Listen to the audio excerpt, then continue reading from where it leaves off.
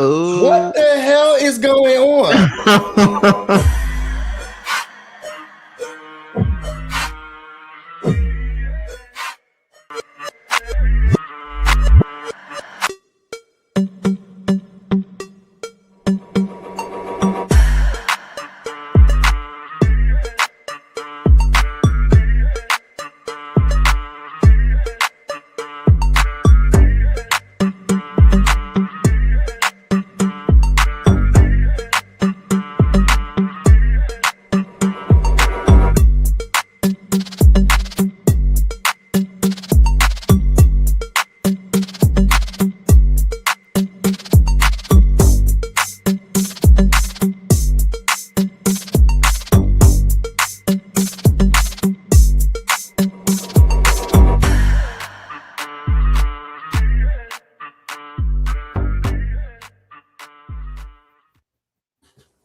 First things first, that's my fault.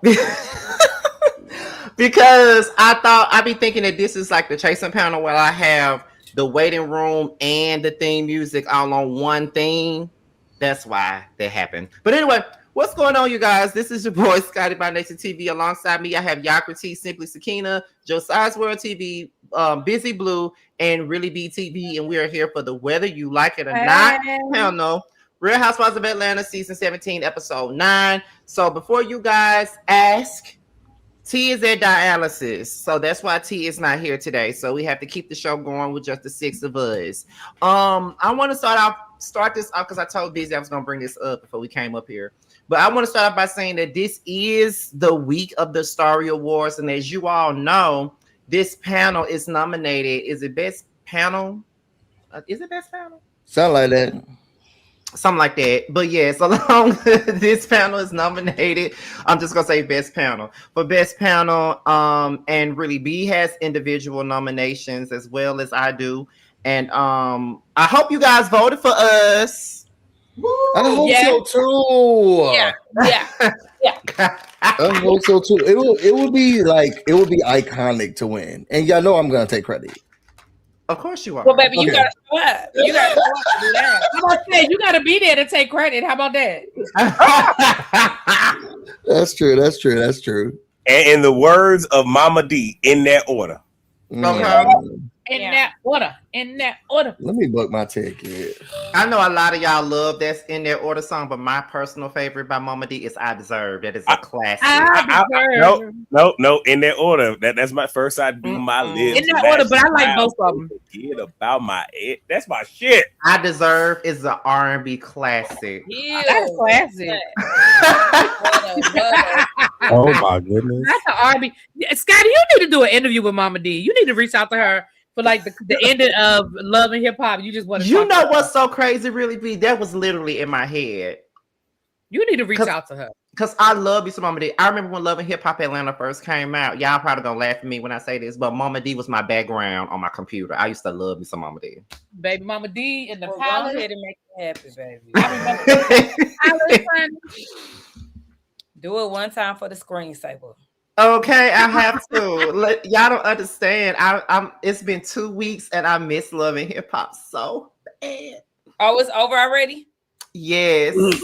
How we end? I mean, I'm sorry. She asked you a question. Go ahead. Oh, Love and Hip Hop Atlanta.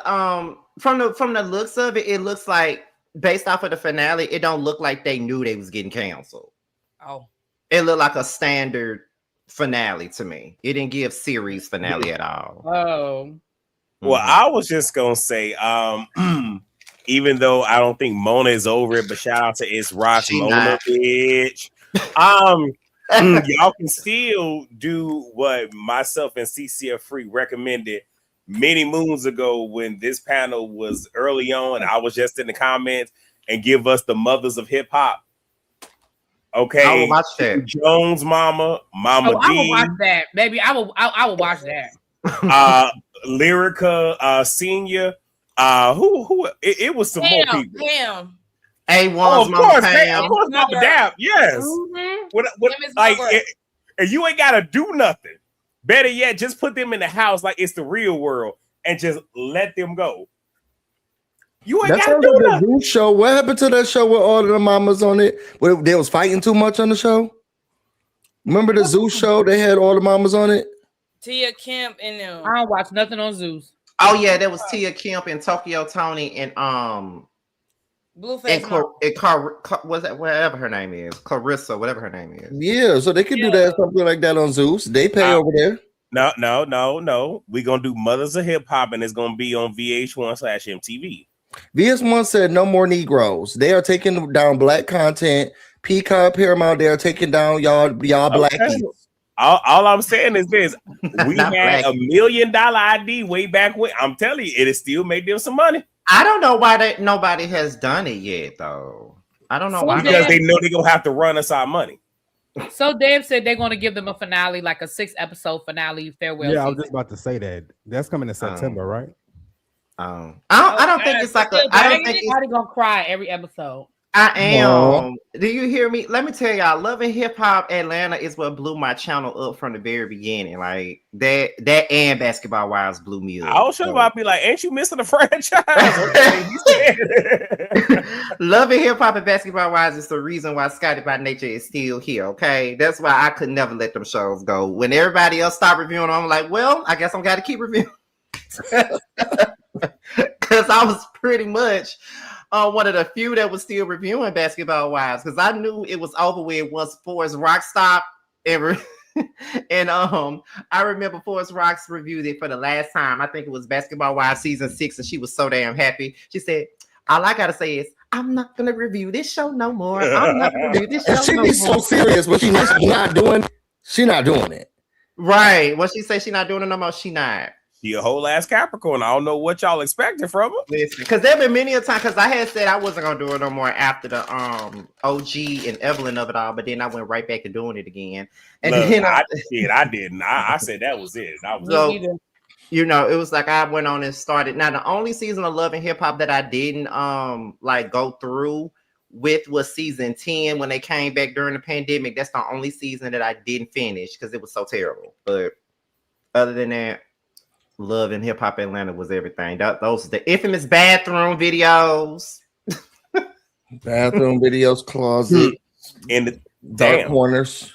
I was gonna say with the tank top, but damn, okay, busy reading. Shit. Oh yeah, but back then with the A shirts.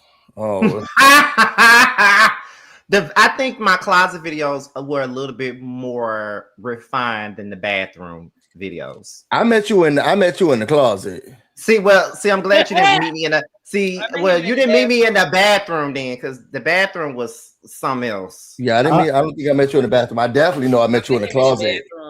You met me in the yes, you met me in the closet with the new teeth and all that, in the weight gain and shit.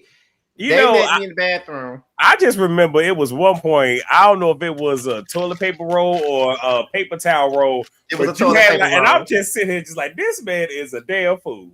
I would pick anything up for a prop. I'm gonna be honest. When I first met you, it was back in 2015. I think you was reviewing Love and Hip Hop. I said, "Who is this?" And you was cussing like a sailor. I said, "Who is this little gay boy just going off like this?" Oh my gay boy. That was my true thoughts. I was like, "Wow." I said, "Oh my God, he is like spicy," but I love it. And I watched more and more, and I found more about Rox and Ashley, and so dope. Baby, I ain't gonna lie. I cringe at them bathroom videos, child. I cringe. I'm like, who never knew that I'll be right up here on this panel with you? That's crazy. I know, right? No, it is. What does that say about you? One day you were watching a man in the bathroom with holding up toilet tissue, and here you are sitting with him. Because what was so funny was I didn't know that Sakina was already watching me until one day I was looking at an old Basketball Wives review. I think it was during the OG. The OG season 8, and Sakina was in the comments. I said, "This motherfucker been watching me." But the thing is, like, I will watch people all the time, like for a long time, and not comment. I used to have a thing about commenting on stuff. I don't know what it was. Just I'm the same way though. I don't really comment on nothing either. I be watching, but I don't comment. And Jamie used to watch me way back then too. I'm just like, what? Mm-hmm. So, but I'm gonna say this. I know this ain't got nothing to do with the show. I'm only doing this because y'all know y'all ain't getting no tweets of the week from me, so that's the only reason why we doing this. Get out of here. How y'all feel about this? Ain't got nothing to do with Housewives. I just want to ask this question before we get started. But how do y'all feel? Recently, Nikki Gilbert revealed that R&B Divas is coming back. How y'all feel about that? Who's that? I'm I excited. didn't know that. Damn! Wow. I did You not know know who tell Nikki me you're that. joking. Gilbert is. Please Don't tell you me listen you're to joking. R&B? But like, in what capacity? So are they like going back to TV One? Is she gonna be the boss? Clearly. I'll pass. Carlos still on it? Wasn't that Well, Carlos show? Well, Carlos wasn't over R&B Divas. He was over Well, He was Hollywood. over Hollywood. Divas, Okay, yeah. yeah. Yeah, but from what she said, she didn't say if it was on, like, she didn't say what network it was going to be on or nothing like that, but she did say that they're doing a new R&B Divas, and she said they're going to start in New York. I don't care about them bringing it back because I want to see it. I want to know who is going to be the cast. Well, I don't know. Let's keep Nikki behind the camera. She don't need to be in front of the camera. Well, I think if they're doing NYC, then she's not going to be on camera. But what I do know is, I don't know if Josiah or Sakina remembers who this is, but I know one person that's been confirmed to be on the cast is this person. She had a radio show in New York, and she did have like a slight singing career, but nobody really remembers it. But Miss Jones, that's her name. Oh, I know who Miss Jones is. What's she I saying? don't know. I know who Miss Jones. Why you say I don't know what she think. Because you be acting like you so young, motherfucker. Like I'm like, I be like, you know. I am What she young. think? I don't know. See, I don't know her songs. I just know her for being on the radio. It's gonna be old people again on it. Well, I do know that a long What is time Miss ago. Jones? Oh, bitch, you sounding robotic. So then. wrong, something is wrong with your mic. Oh man. Now you sound That was good. I don't know sound what. regular. Yeah, I don't know. Oh, what's I going was asking if there's gonna be old people on it again, or are we gonna get like new R&B? Wait. No, but let me say this though. I get where you're going with this, busy.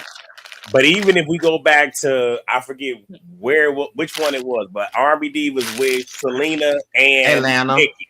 Atlanta, thank you. Where we had, Run Tisha, whatever the fuck her name is, the stealing heifer. We had her on that. What the fuck did she give? Not a goddamn, it was the older women, that was carrying the show. The young one who's just sitting there trying to figure out where the fuck was I. No, I'm being honest. Even when we had Latavia on, what was that one? LA maybe, or was that Atlanta too? It was Atlanta too. I mean, again, love Latavia. What the fuck did she give? Yeah, Trouble on my Her mind. voice was a little Birds flying high. Well, this is what I'm gonna say before we get started. I do know that a few years ago, when R&B Divas was still a thing, and it was just R&B Divas Atlanta and LA, they did say that there was gonna be a R&B Divas New York back then, and I remember the cast that they had. And if I'm not mistaken, Miss Jones was on the list for that cast even back then. And they also said, Miss Jones, Elle Varner. Wasn't there a Hollywood version? Elle Varner? No. Yeah, they were saying Elle Varner. They were saying Pam from Okay. Total. They were saying Truth Hurts, the Truth Hurts lady with the Okay, I can Indian see Truth Hurts. And they said Ashanti. They said Ashanti and somebody else. You know what? She married to a MAGA supporter, so you gotta. I don't like that. But that was years ago, I know though. this That was is years old, ago. but like, I feel like first of all, Elle Varner she was too new at that time to even be considered, in my opinion. She was. I said not the refill girl. Yes, the refill girl. Which is so crazy because I loved refill her has first been in album. my head for a few days, so that's very wild. And I was thinking about her mixtape. I used to listen to it in college, but not tonight. I'm telling y'all, that first album she had. Oh, I could listen to it on repeat. Did y'all like that other song she had with ASAP Ferg? Don't Want to Dance. I used to love that song. No, I remember the song, but I don't remember the song. Wait, so TV One is still a thing? I don't know. Yeah, TV One's still a thing. I still watch Unsung, child. Unsung. Yeah. Okay. So I'm assuming that's what it's gonna be on. She didn't say, and with all the issues that she had with them in the past, I really don't see it being on TV One. But I don't know who else is gonna pick it up. I mean, maybe she'll do what they doing on that Facebook show. What's that lady who's doing the Brat and her wife? Maybe they'll do the Facebook show. What Facebook show? What? Isn't I'm only seeing clips now online, but isn't the Brad and her wife like doing like a show? Yeah, they did take their show off the off like network television, and I think they putting it out independently now. So I don't know. Yeah, they put it on Facebook. Baby, what they think this is Red Table Talk? I didn't even watch that when it was on Facebook. Shit. I did, and I only watched it when Will came on there. I mean, but if it does come back out, I'll definitely watch it because I mean I loved both iterations. I don't know if I reviewed Atlanta, but I know I did review parts of LA, and if I could find it, I would love to find it and rewatch it. Maybe we even talk about because it was just points where I was just sitting there, God. Like, I don't know if you know, but somebody got a channel on YouTube. I'm gonna have to send it to you, y'all. But I subscribe to them. They had put out like just about every single episode from R&B Divas. I remember that. I saw them. Yeah. So I've been catching up on them. I've been rewatching it myself. The episodes in full. Somebody been posting them on YouTube. I mean, but again, like great show. Women could sing. When I tell you, I couldn't stand Faith, Nikki, or Kelly. Not Faith. Faith was barely there. That's why he couldn't stand her. That's why. It was when they did that one project, and when she had pushed it, it wasn't all of them. It was Faith Evans. Oh yeah, when that Grammy stuff, and there it is. I'm like, but again, she used to work for Diddy, so it makes sense. Yeah. Or Shantae Moore, she started getting on my nerves too. Don't do Shantae. Season, she pulled a fast one on us. Yeah, don't do Shantae. It was my girl season 1. Then I said, "Oh, bitch, you acting like Kelly now." Like, whatever. Oh, your mic messing up again. Biz. You know what? I don't have to know tweets of the week. Well, your mic is messing up again. Yes, it is. That's what I'm trying to tell you. Is this better? This better? Is it? No. Log out and come back in. Okay. All right, y'all. Well, while he's fixing himself up right about now, we're gonna go ahead and get into the show. We done spent 20 minutes, but let's just hope and pray that we win. The whether you like it or not panel wins. I'm competing with myself. I have 3 panels in the same damn category. Well, the odds are with you, sir. Right. Got 3 damn panels in the same category. We have this panel, we have the Chaser panel, and we have the Roaster Review panel with me, T, and Josiah. I'm nominated for the award, child. But yeah, but let's go ahead and get into it because, like I said, y'all know, them first 2 weeks, the first 2 people, me and T, we never had no tweets of the week, honey. So y'all might as well not even look for nothing over here. So basically, we pick up where we left off with Kelly versus Portia. Kelly was coming across like she was ready for Portia. Now, here's the thing. I know that Portia big as hell and Kelly is small as hell, but you can't just say because a person's size that they'll get with your ass, because I don't know. I've seen smaller people whoop the shit out of a bigger person. Yeah. You know what I'm saying? So and I mean, we also know that Portia likes to use props and weapons, and well, Kelly had one too, so it would have been fair. Because my thing was, I think we mentioned this last week when they was getting into the altercation, the first thing that Portia started doing was pointing her fingers up in Kelly's face, and that's why Kelly had the wine glass doing it. Play with me.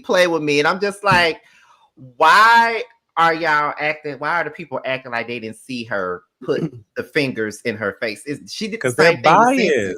She did the same thing with Cynthia on the boat before Cynthia karate chopped her ass. She was pointing her fingers in her face then. So it's just like, girl, what? And I was just wanting to know, was that Love and Hip Hop? Like they talking about Kay, was that Love and Hip Hop?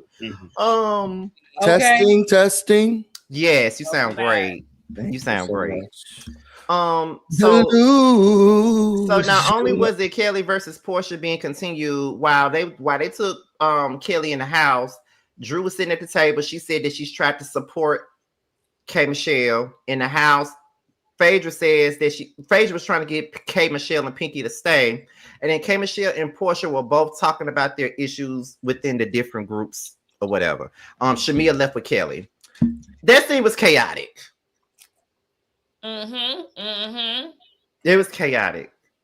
So, since I pretty much described everything that happened in said scene, who want to start off with their thoughts?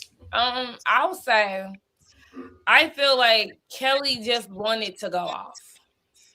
She just wanted to go off because that little rant that she went on about her titties being perked up and all that. I'm like, girl, wait. Yeah, I feel like it was a little bit of. I said this in my review. I feel like it was a little bit of an anger display, and we saw that last episode, and it seemed like she just had so much going on, and she just needed Portia to say one thing, and it was going to be enough for her to go off. And I mean, I guess rightfully so. She's been picking at her. I'm displaced on you, and then also, Portia, are we going to keep piecemealing out every episode a new aspect of this man that she has slept with on the plane? Now he's Nigerian. We're gonna learn about his 2 daughters next. It's frustrating me that every second it's the new thing she spits out. Well, she did say later in the episode she just wanted her get back. You know, she did say that. But this what I don't understand. Portia is really holding on to the fact that Kelly said something like Kelly lied on her or something. Girl, right. On you. Like, why are you acting like Kelly did something to you? Kelly talked about what we know to be the truth, which is you slept with a married man. Period. In full stop. She didn't say which. I mean, that look. She said full stop. Far be it. And look, I know y'all finna get me. Y'all know. Oh Lord, it's a cold day in hell today. I'm about to give Portia one. Help me, Lord. Really, be you right. You right.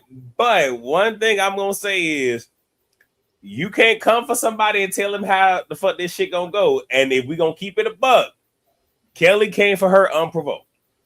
Even though it was the truth and it was no lie in what Kelly was asking. She came for Portia. I don't have a problem with that, but then say what it is. Say that bitch came for me and I'm getting my get back. Don't say she lied. I mean, she did say in a roundabout way that she was getting her. No, she her keeps saying back. Kelly lied on her.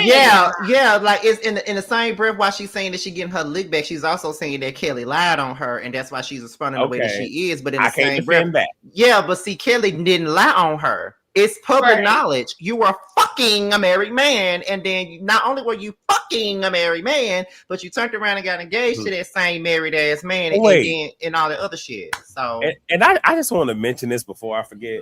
I know we ain't got that yet, but Kelly, I am side-eyeing you just a little bit, baby. Cause you giving this man all these aliases is giving circa season 1 and 2 Aurora with Kim, Grandmaster Zodiac, and Big Papa. I just need my opinion is I just need the Nigerians to be left out of it. Okay. The first thing that she come, well, you mess with a man in Nigeria. Portia, how many Nigerians have you messed with? I mean, that's like been an ongoing theme since season 7. The African prince, the Nigerians. I just want to know where the Nigerians resides in Atlanta, because I ain't seen one yet since I've been here. Where are they? You got a man. Don't worry about it. I'm not trying to get with no Nigerian. I just want to know where the hell they at, because they seem like they're all over the place. They're not hard to find, very easy to spot. Also, they in Houston too. They not just in Nigeria. Shit, remember her and Kawhi used to be going to Ghana and shit. Like, they looking for Africans, and it's hella African bars and lounges and shit in Atlanta, baby. But see, that's the thing, because based off on research, no shade, but like Africans be really. They like to flaunt their money, and they have options. They have 1,000 options. So yes, any girl in Atlanta can get with an African, and the African can flex as well. Okay, wait a minute. Someone said it wasn't about whether it's a lie or not. Kelly came out the gate for her in the midst of the worst scandal of her life for no reason. I'm getting her back too. It is about whether it's a lie or not. I think y'all are missing what me and Really B are saying here. If you're here to get your lick back because Kelly came out the gate for you, then just say I'm getting my lick back. Don't say she lied on me and that's why I'm getting my lick back, because that's not a fact. The fact is, Kelly came out the gate for you. That's true. If you want to get your lick back for her coming for you, do that. But don't sit up here and say the reason why you're doing it is because somebody lied on you when that wasn't a lie. You did mess with a married man. And can we be honest? Unless I'm missing something from last year, Kelly only asked her that one time. Like, why you take that lady husband? She didn't. No, did she harp on it every episode? I think she brought it up twice when they went out of town. Didn't it get brought up again when they went out of town? Well, when they went out of town, that's when she was twerking, talking about something she will fuck Charles. So that you made it at an issue. Because when they were in like it wasn't as big as Portia's making it. She asked you one time at a table, why you told that lady's husband? She's like, you ain't gonna ask my name. Well, the world wants to know. And she didn't bring it up every episode. She didn't bring it up for the rest of the season. Now we hear next season and you talk about married Africans and you keep bringing it up and you definitely F this man. He's Nigerian. He's married. Phaedra, you know him. All because of one time she sat down and said, why you slept with that lady's husband? And we're giving credence to Portia because of that one thing Kelly asked almost 2 years ago. Everybody wanted to know. Sir, all that I was saying is, if we take out the she lied part, because I wasn't focusing on that, it's just the fact that Kelly came for her, and you can't tell somebody when they finna sit here and come for you. And again, you came to me first, so however I decide to come at you after that, it don't matter. That's all that I'm saying. Now the whole saying that she lied on me part, I ain't defending. First and foremost, y'all know I don't defend Portia, so that right there is a stretch for me. Well, no, what you're saying is the truth. All we're saying is like what she says completely goes out the window when she say that Kelly lied because she didn't lie. She didn't lie. That's all we saying. Like, girl, if you want to get her back, just say you want to get her back. Yeah, like if you want to get her back, just say you want to get her back. Right, just say you want your fucking lick back, and I wouldn't even have nothing to say. I'd be like, okay, girl. Yeah, because I mean, let me see what the someone says. Peace to Mateo says Kelly did what the public wanted to hear last year. Exactly. And never even got our answer. Too. I mean, because you can't be off the show for 2 or 3 years and don't think that's not gonna come up. Because I'm pretty sure a producer was up in Kelly's ear saying, okay, Kelly, this is what I need you to do. I need you to come at this party. I need for you to bring up this married stuff and get it popping, okay? And not just that, but like I said, I mean, again, I know certain people don't like us talking about behind the scenes, but every woman on the show has their own producer. Mm-hmm.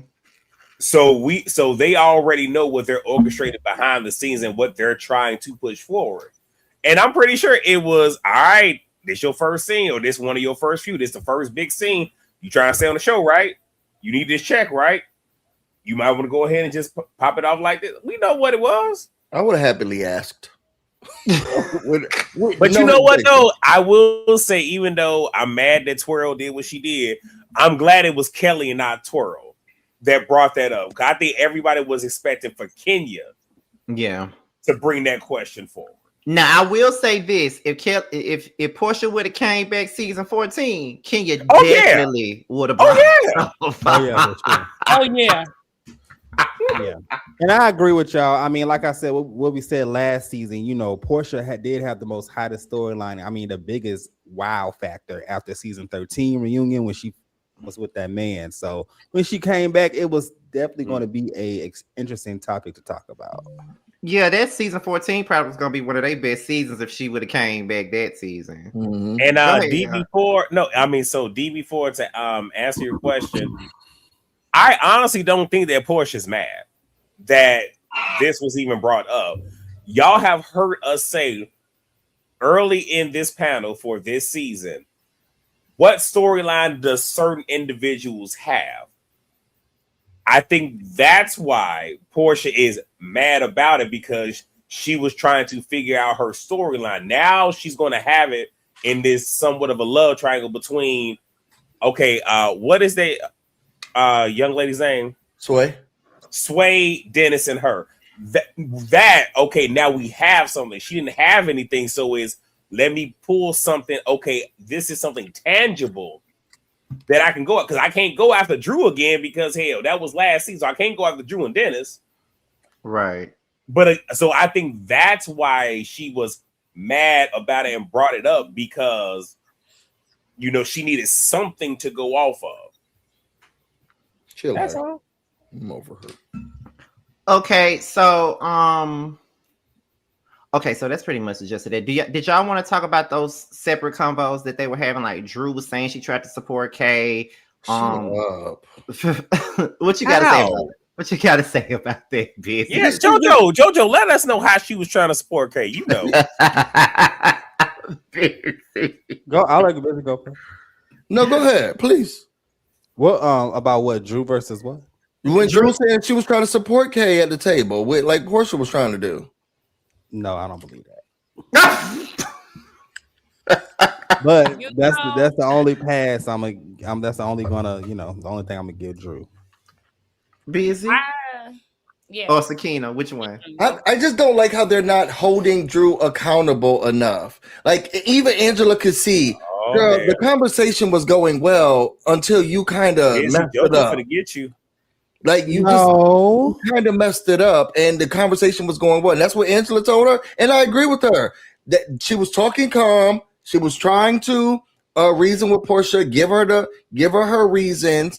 You can't say black without Drew being, hey, actually, now that you said his name is something, you need to stop. It's just like you conjure up something. Girl, calm down, pipe down. I didn't even get to you yet. I'm talking to her, and I was with Angela. It seemed like we were going somewhere until it got to you, and you kind of derailed us. And a Pinky said that as well. I really do feel like the conversation could have gone somewhere. They were having a back and forth, but it wasn't as aggressive until SpongeBob SquarePants gets into the mix. First of all, you're not going to body shame that woman, and I want you to really take your bias out of the situation, right?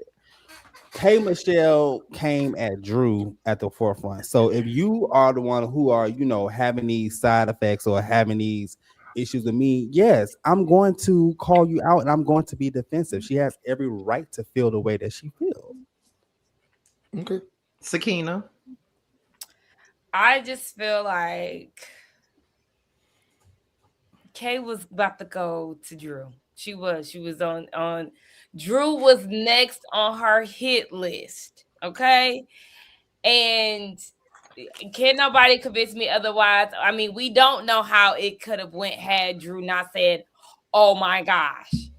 Drew said, "Oh my gosh." That was it. And that was all that needed to be said, because it gave Kay the ammunition to direct her eyes and sets on Drew to go off about nothing. Black. You didn't keep his name out your mouth. Exactly. I mean, like I said, in the previous episodes, I know that Drew is an easy target. Everybody like making fun of Drew, like the laughing stock. But in this, I mean, in every situation, she's right. But this situation in particular, she is absolutely right.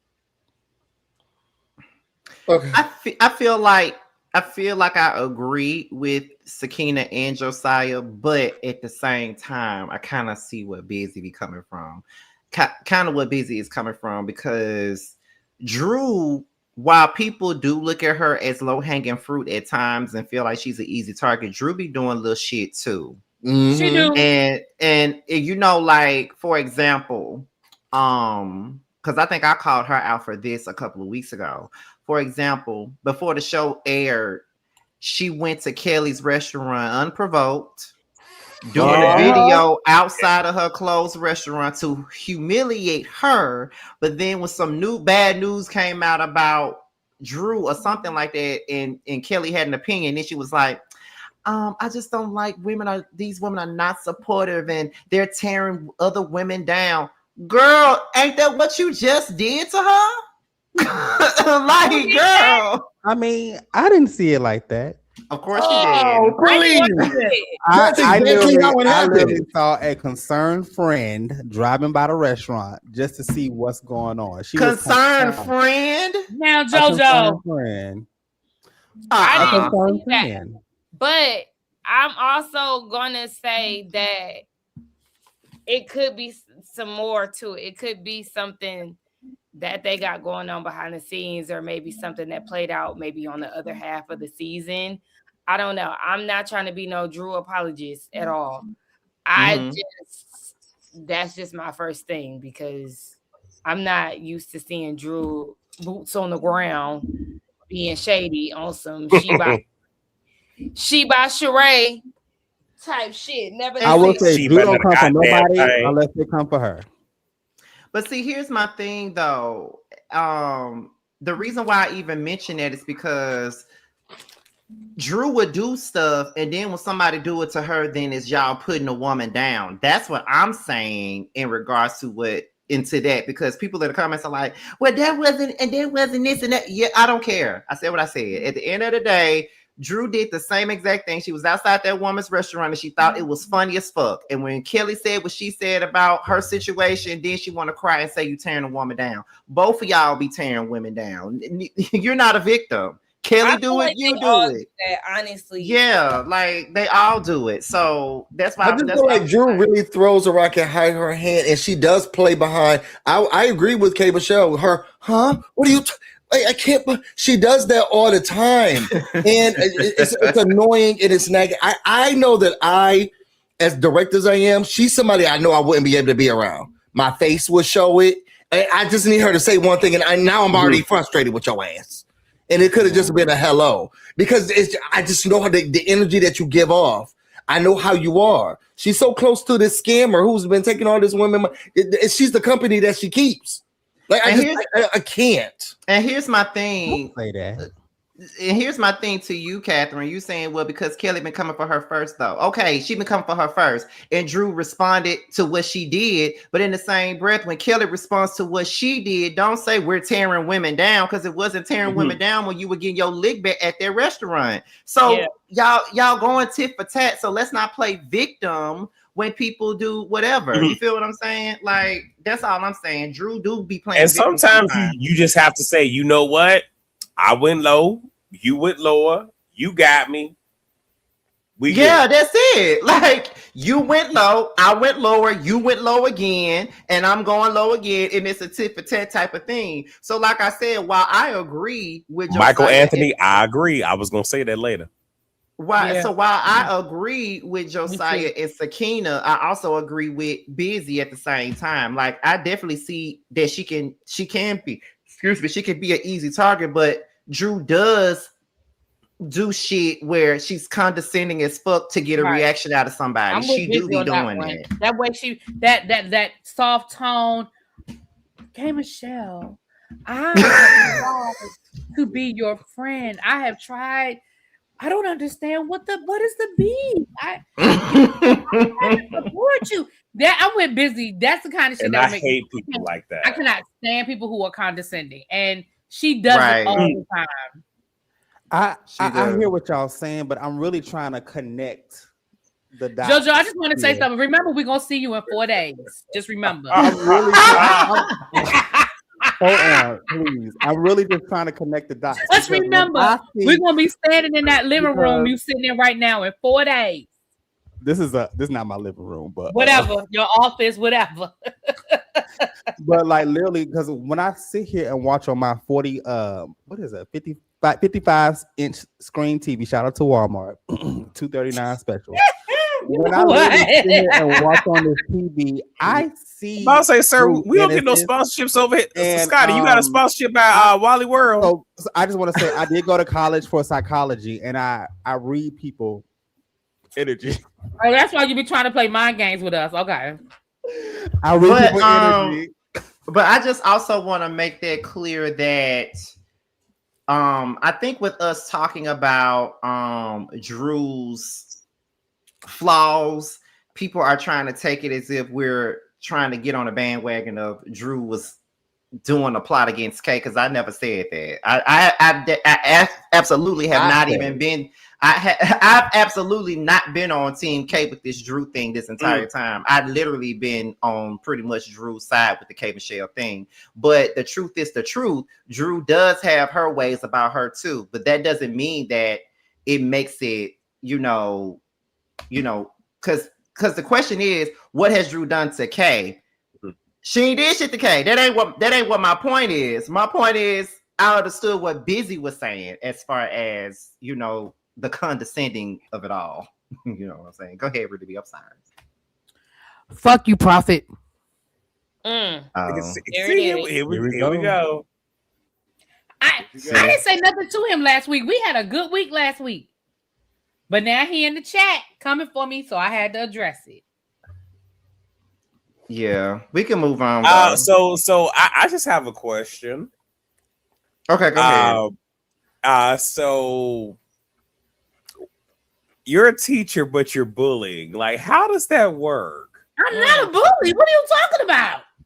You're bullying someone that's in the comments right now. Who started it? I don't think that's cool. He started it. Wow. Aren't you supposed to do the Michelle? Didn't Michelle? I don't believe it is. But did Michelle Obama say when they go high, low, we go high? I don't believe that. But I love her, but she ain't telling me what to do. Yeah. We don't look like Candy. We're not flying above. Right. When they go low, I go ahead. I believe our children are our future. Speaking of Candy, my picture of that Candy wig is still going viral. Jesus. It's still viral. But still Hey, Cajun, I timed you out for a good reason. Don't make me ask Scotty to give me my mod stick back. Everybody on Scotty's channel. Oh Lord. What happened? What you talking about? Really be who you timed out? Cajun. Oh. Because Cajun be talking shit. Oh, he do. But moving on. Okay, let's not do lies and slander now. Let's not do that. That's a lie. He don't be talking shit. Ray V, can you time Cajun out for me, please? Thank you. Oh, yeah, you full of it. You full of shit right now. Anyway, moving on. We're gonna move on to Shamia, honey. Oh, wait. I'm full of shit. But we let certain other people on the panel come up here with their delusions and their grandeur. And we okay, cool, bad. Who is the people? You don't even have to talk about JoJo like that. Right. I was talking about your ass too. But right here. Not Dr. Josiah Bryant. Right. I didn't even see that up there. I do have my doctor's degree in the Unapologetic Independent Oh my God! What are they doing in the comments? Have you been y'all know what? Really be please put it in the Really comments. B has a lot Hashtag of we stand against bully. I'm finna start. You know what? Burgundy B. Put it in the comments. Tell us your experience. Really B, this comment section is giving surviving. Really B, I'm ready to tell my story. Hashtag too. That's what I didn't even do nothing. Oh, my bad. I didn't even see. Y'all got to understand these comments are moving fast. I didn't see no super chat. And thank you. Happy Pride. Thank you. Oh, thank you. Today is the first day of Pride. Wait, listen, y'all got to understand. Like when we do the whether you like it or not panel, these comments move way too fast on the whether you like it or not panel for me. So forgive me if I miss your really super be chat. Mel Green said you're innocent. Thank you. But we're gonna go ahead and move on to the Shamia of it all. So she goes over to her parents' house. She brings up the sound bath. She says that the group is divided and people are trying to blame her for the division. She talks about her beef with Angela and she's not necessarily understanding why there's even a beef with her and Angela to begin with. And she wants to be excited for her surrogacy journey, but she's not, in her biggest fear is not having a healthy child based off of everything that's been going on with her. Let's go. I feel really bad for her. I feel like she's getting hit from several different, on top of the fact that I already looked down at her, pathetic, sad, doesn't have direction. It's also a lot of stuff that's just going on with her, with the baby, her husband, her child. She lost, one of her close friends. She's still trying to navigate, like, who is Shamia? What is her next move? It's like poor. It really is poor thing. Like, it really is poor thing. I just look at her and it's just like, somebody give her a hug. Like, she needs to sit down on someone's couch. It's just a lot going on, and I do feel bad for her. I know that people be saying that, well, this is what she signed up for and all this other stuff. Like, I get that, but it still doesn't take away from what she dealing with, though.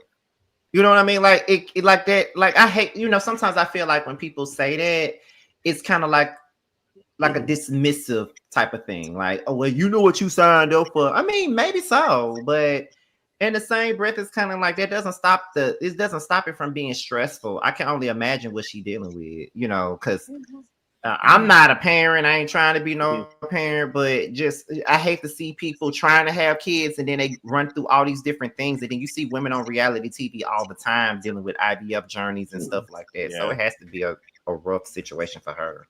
I mean, I will say this because like I say, y'all know I say fuck the patriarchy. I just don't like the fact now for the surrogates, they choose to do that. That's how you get paid. Cool.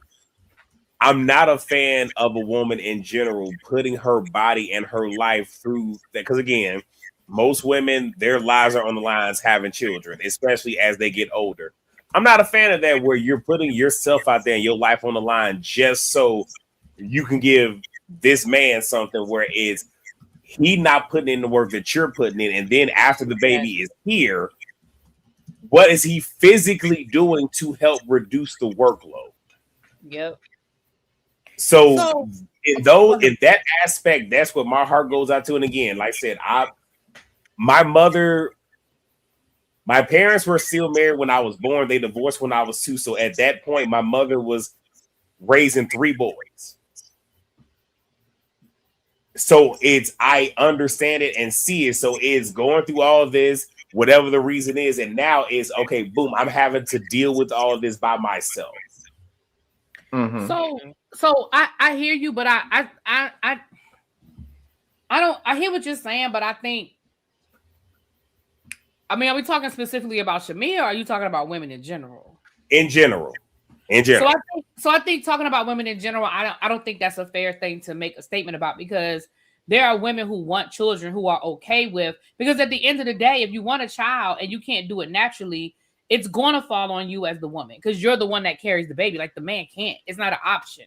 So I don't think it's fair to make it seem like that women are doing this as a sacrifice for men. There are a lot of women who are doing it because that's what they want to do.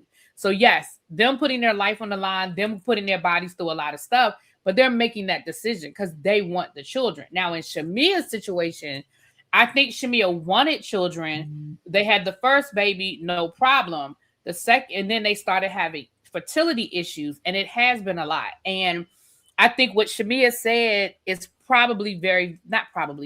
what Shamia said was a very valid when you connect with her making the statement about having a special needs child and saying, I want more children, but I don't know if I have it in me to have to take care of, not have to, that's not the word I want to say, to have 2 special needs children. That's a lot.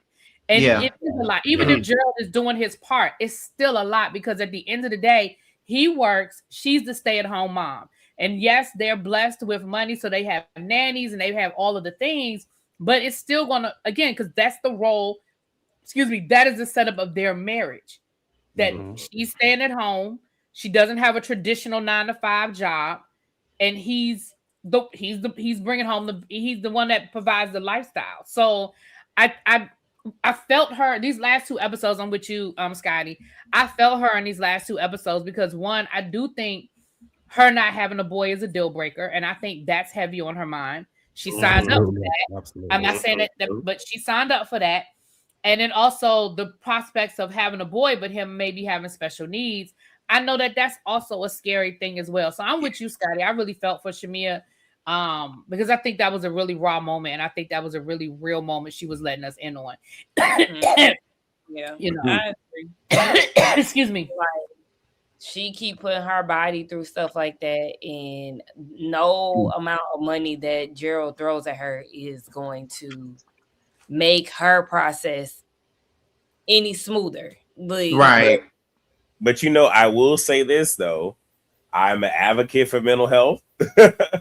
And I will say, because I want to phrase this in the best way possible, I am not wishing anything negative on this union that they have, but I am a realist.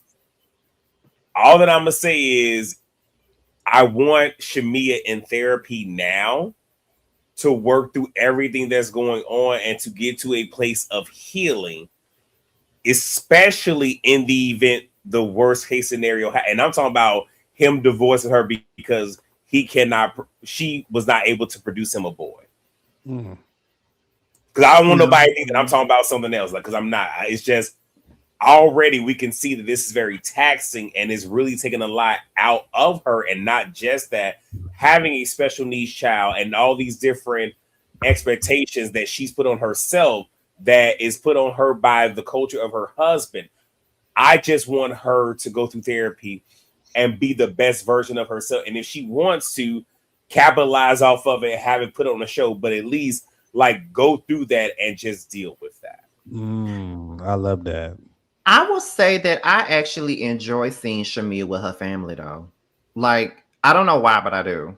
Even though her mama get on my nerves at times I don't because with that Holy Ghost talk she do, but that's why I don't. Because even when her mom, when she came into the house, her mom was like, "Hey, little girl," and I was like, It reminds me of my grandmama because she still see me as her little child, her little grandson.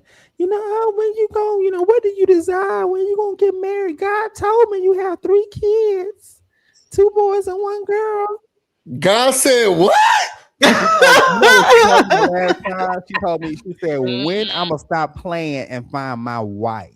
That's what she told me. It's all funny. This is all games. Grandma. Oh, grandma. She's "Who 94. is Johnny Walker?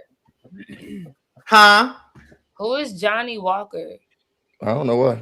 They were talking about the liquor. Why they say that? I don't know. That's the only Johnny Walker I know. Liquor. That's the Well, only thing that came up when I Googled it. Again, that's the only Johnny Walker I know. But another thing that she talked about in this scene was the fact that she was talking about like the division in the group and how certain women in the group are trying to say that the division is on her. Do you guys think that the division is Shamia's fault? No. I don't. I don't think so either, and I don't know how we got here. Yeah, I think that was don't think Angela so. making one observation, unless it's more being said that we're not privy to. But Yeah, because it's obvious that Angela is trying to put that on her, but I felt like the way she was kind of telling the story to her family, it was like they talked about that at the Reiki event too, and it's like, no, nobody was pointing a finger at the Reiki event, but they definitely were trying to put that on her. They put it on her then in Dallas, and then Portia tried to bring it back up to Shamia, put it back on Shamia later in the episode when she talked to Kay. I mean, Yeah. true, but at the same time, even though Shamia is housewives adjacent, but you've been around long enough to know. And again, we talk about this a lot, and I'm pretty sure Scotty knows this, from doing his own version. Well, damn, that sounds bad, but doing reality himself. Yeah, the Good Days of Atlanta. Stop it. But what I'm saying still next week, bitch. Happy Pride. But what I'm saying is but you know that just because, and even in real life, just because people are talking and talking, you don't have to feed into it because they can only go so far. And once you're not giving them nothing, it has to die. So even if they're accusing Shamia of it, you don't have to play into it, but you're choosing to play into it, which is giving it more life. I have to disagree, only because it took 0 seconds. Going back to 2 episodes ago or 1 episode ago, I can't remember. When they got in that bed after that fight, and Phaedra was like, it had to be Shamia, and Angela said, yeah, Shamia too, and Drew was like, let's go down to her Twitter. It took 0 time for everyone to say it was Shamia. It took no time and no evidence. It was just it had to be Shamia. Scotty, did you get another cash? Did you get another super chat, boo? Yeah, I'm about to pull it up now. Okay. Hey, Scotty, if you had to choose, who would you like to come back to the Real Housewives? To be honest, nobody. Yeah, because we don't need Phaedra. We don't need anybody back. Like, to be honest, because I see this stuff all the time, and I think me and Sakina are right here with this whole. I'm sick of the. What is your RHOA dream cat? I'm so sick of that. I don't want no one back. I like the cast. Or we're in a new era. Or what they could do, Scotty. I I think they did this was one of the shows. It might have been New York. Do like an ultimate girls trip, Real Housewives of Atlanta, With and all just the old girls. yeah, and just let them go. Like again, almost like with the whole Mothers Hip Hop. Pick your ladies, give them a trip, film them for like 4 or 5, maybe 6 days, pump their ass full of liquor, and go. That's how I feel because I'm tired of them saying, "Oh, we need, oh, we need Kenya, oh, we need Kim, oh, we need." No, we don't. The No, cast it is works. fine I just don't the want way to it see is. her back with him. I don't give a And right quick, I know we're gonna get there, but I do want to say it was one thing I loved about this episode, and it was the very ending. We're gonna get there. No, not the ending. Oh, you're talking about the on set confessionals that Yes. they're doing. Oh Yeah, my god, that was so nostalgic. Where those are confessionals. What we see them do is interviews. Yeah, That is a Oh, yeah. confession. Right then, right there. Shut up, Jasmine. She right here. That is what I enjoy. Like I love Tell her it. to shut up. He already did. I did. She She is judgmental as hell. Mm-hmm. Always She didn't judging say me and shit. nothing. Leave her You didn't hear alone. it. Hey, Jasmine.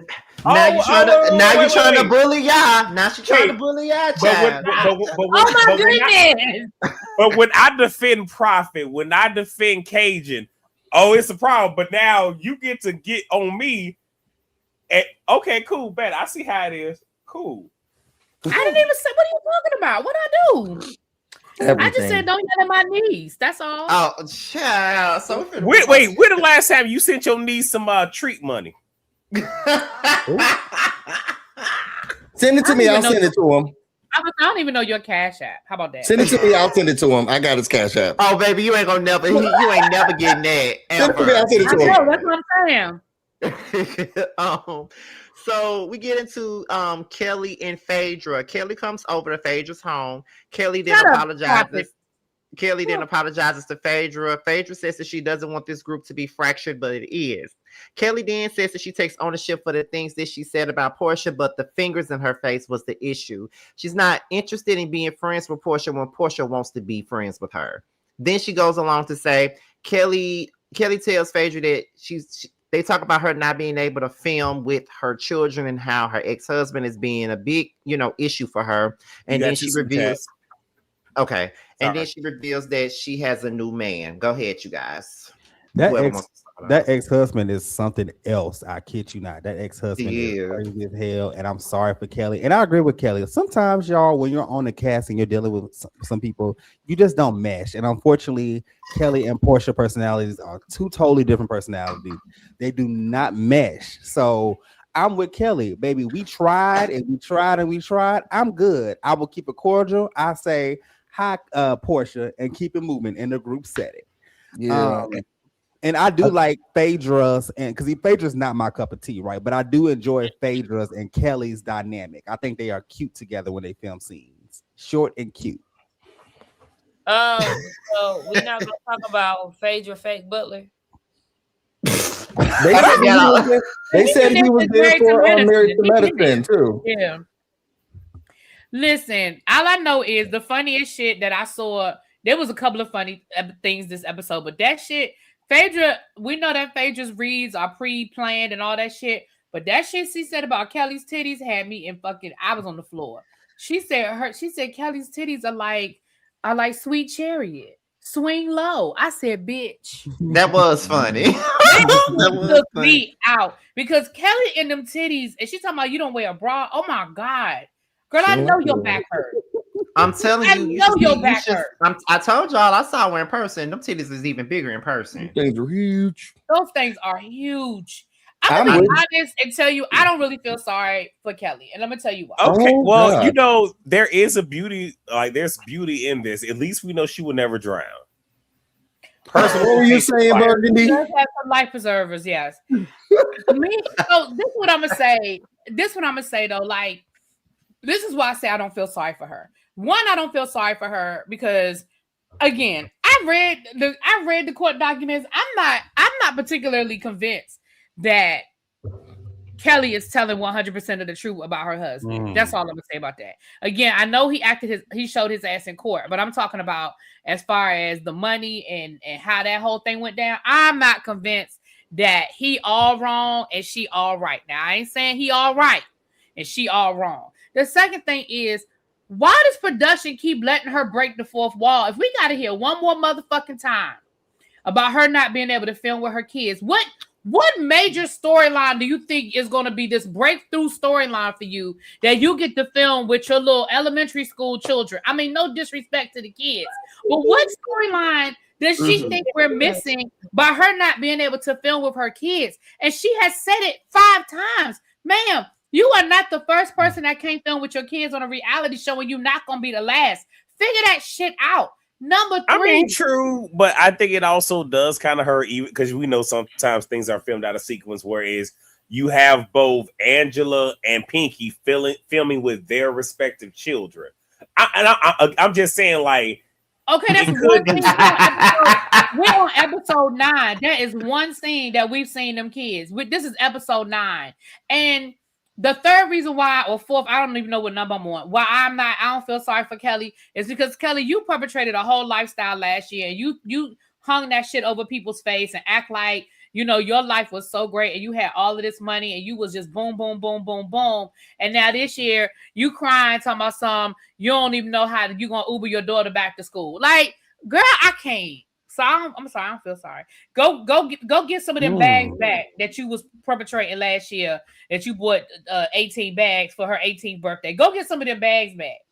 I feel like life hits you hard and fast, and I feel like this is probably what happened to her.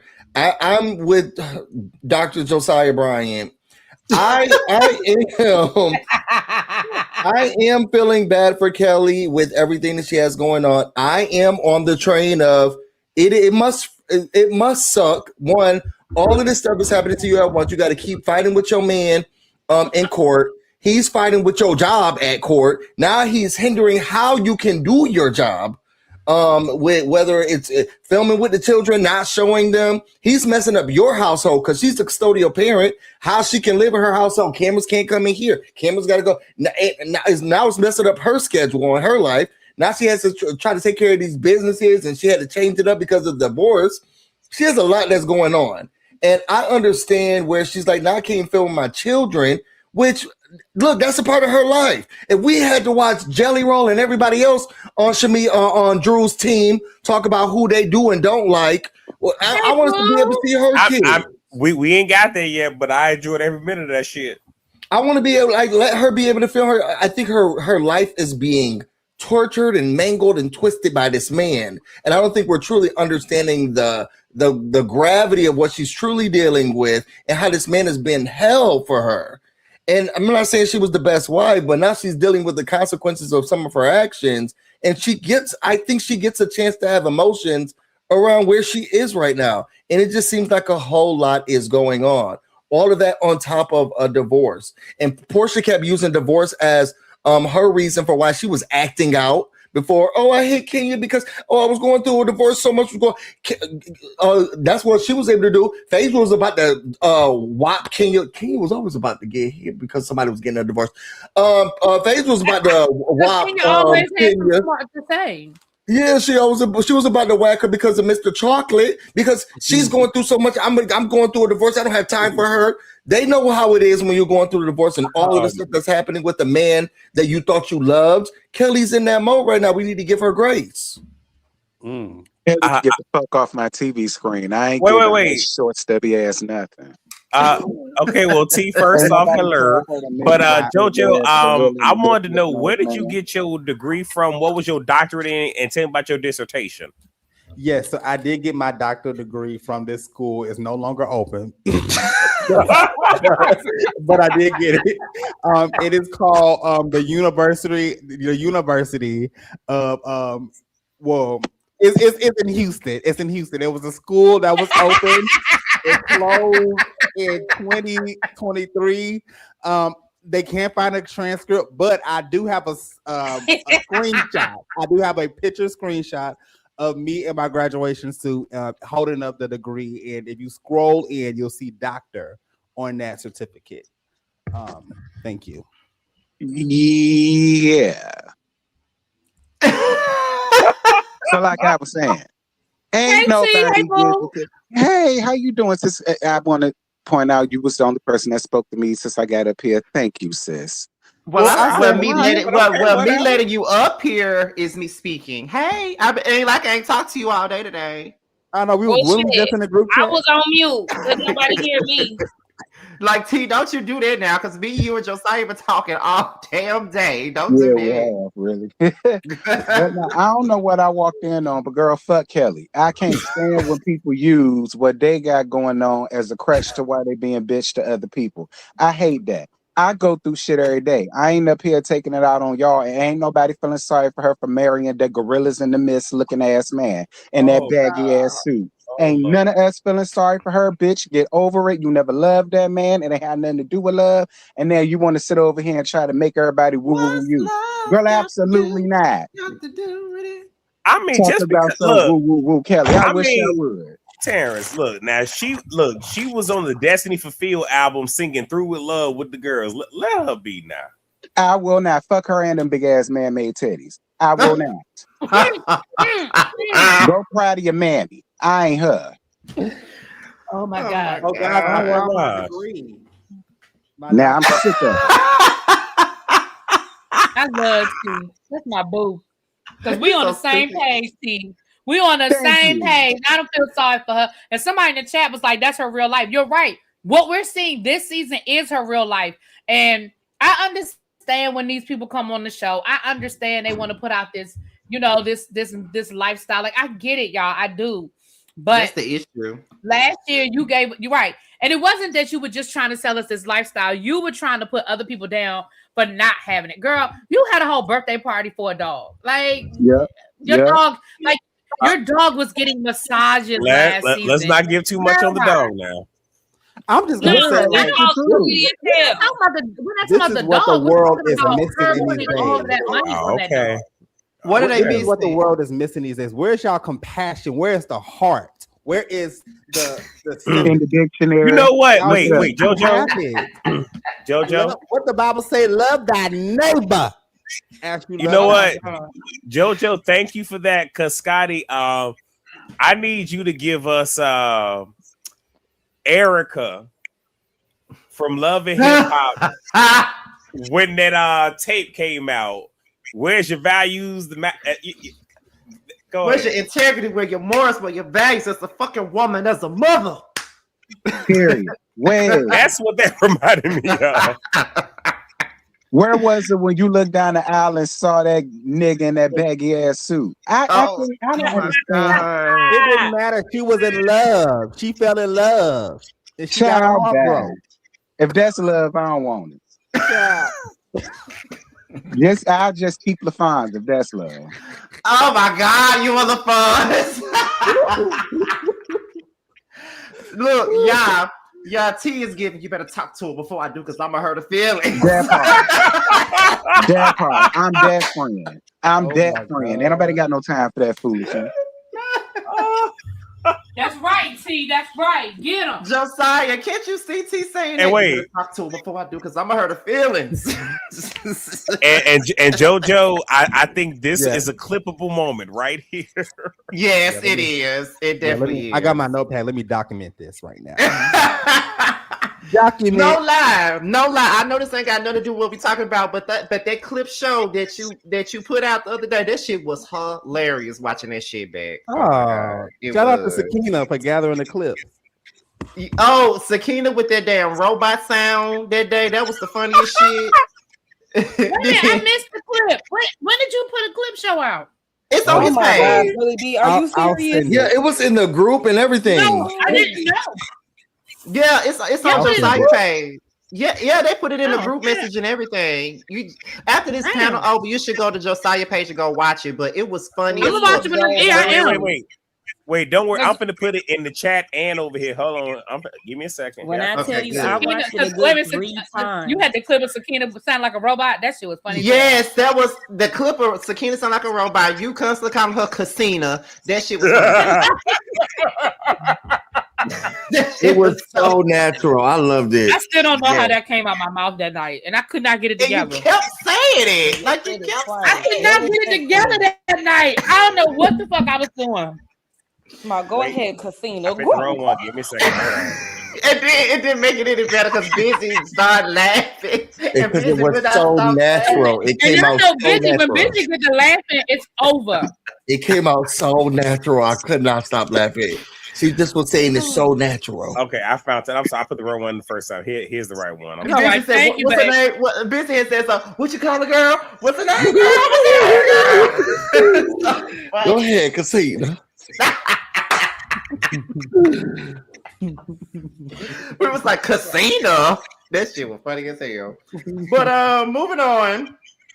What's next? So What? we get into Pinky's daughter's photo shoot. Angela comes in with her daughter, and Angela says that even though they had their back and forth in Dallas, she wants to give Pinky a chance, and they both agreed to move forward. Cynthia comes in, and then Angela and Pinky fill in Cynthia on the drama. Pinky explains what Kay's resistance was with Portia. They bring up Kelly. Angela says that she needs to have a sit down with Shamia. Pinky then calls out Angela for instigating situations, and then Cynthia wants Pinky and Kay to get Kate and Portia. No, Cynthia wants Pinky to get Kate and Portia to be cool, and Pinky is willing. Something about this scene I liked. I did too. I thought it was cute. I love how Pinky got Angela together real slick. She was real smooth about it, but she got Angela together, told her she be instigating shit. She do. I was so happy to hear that. She do. Taboo.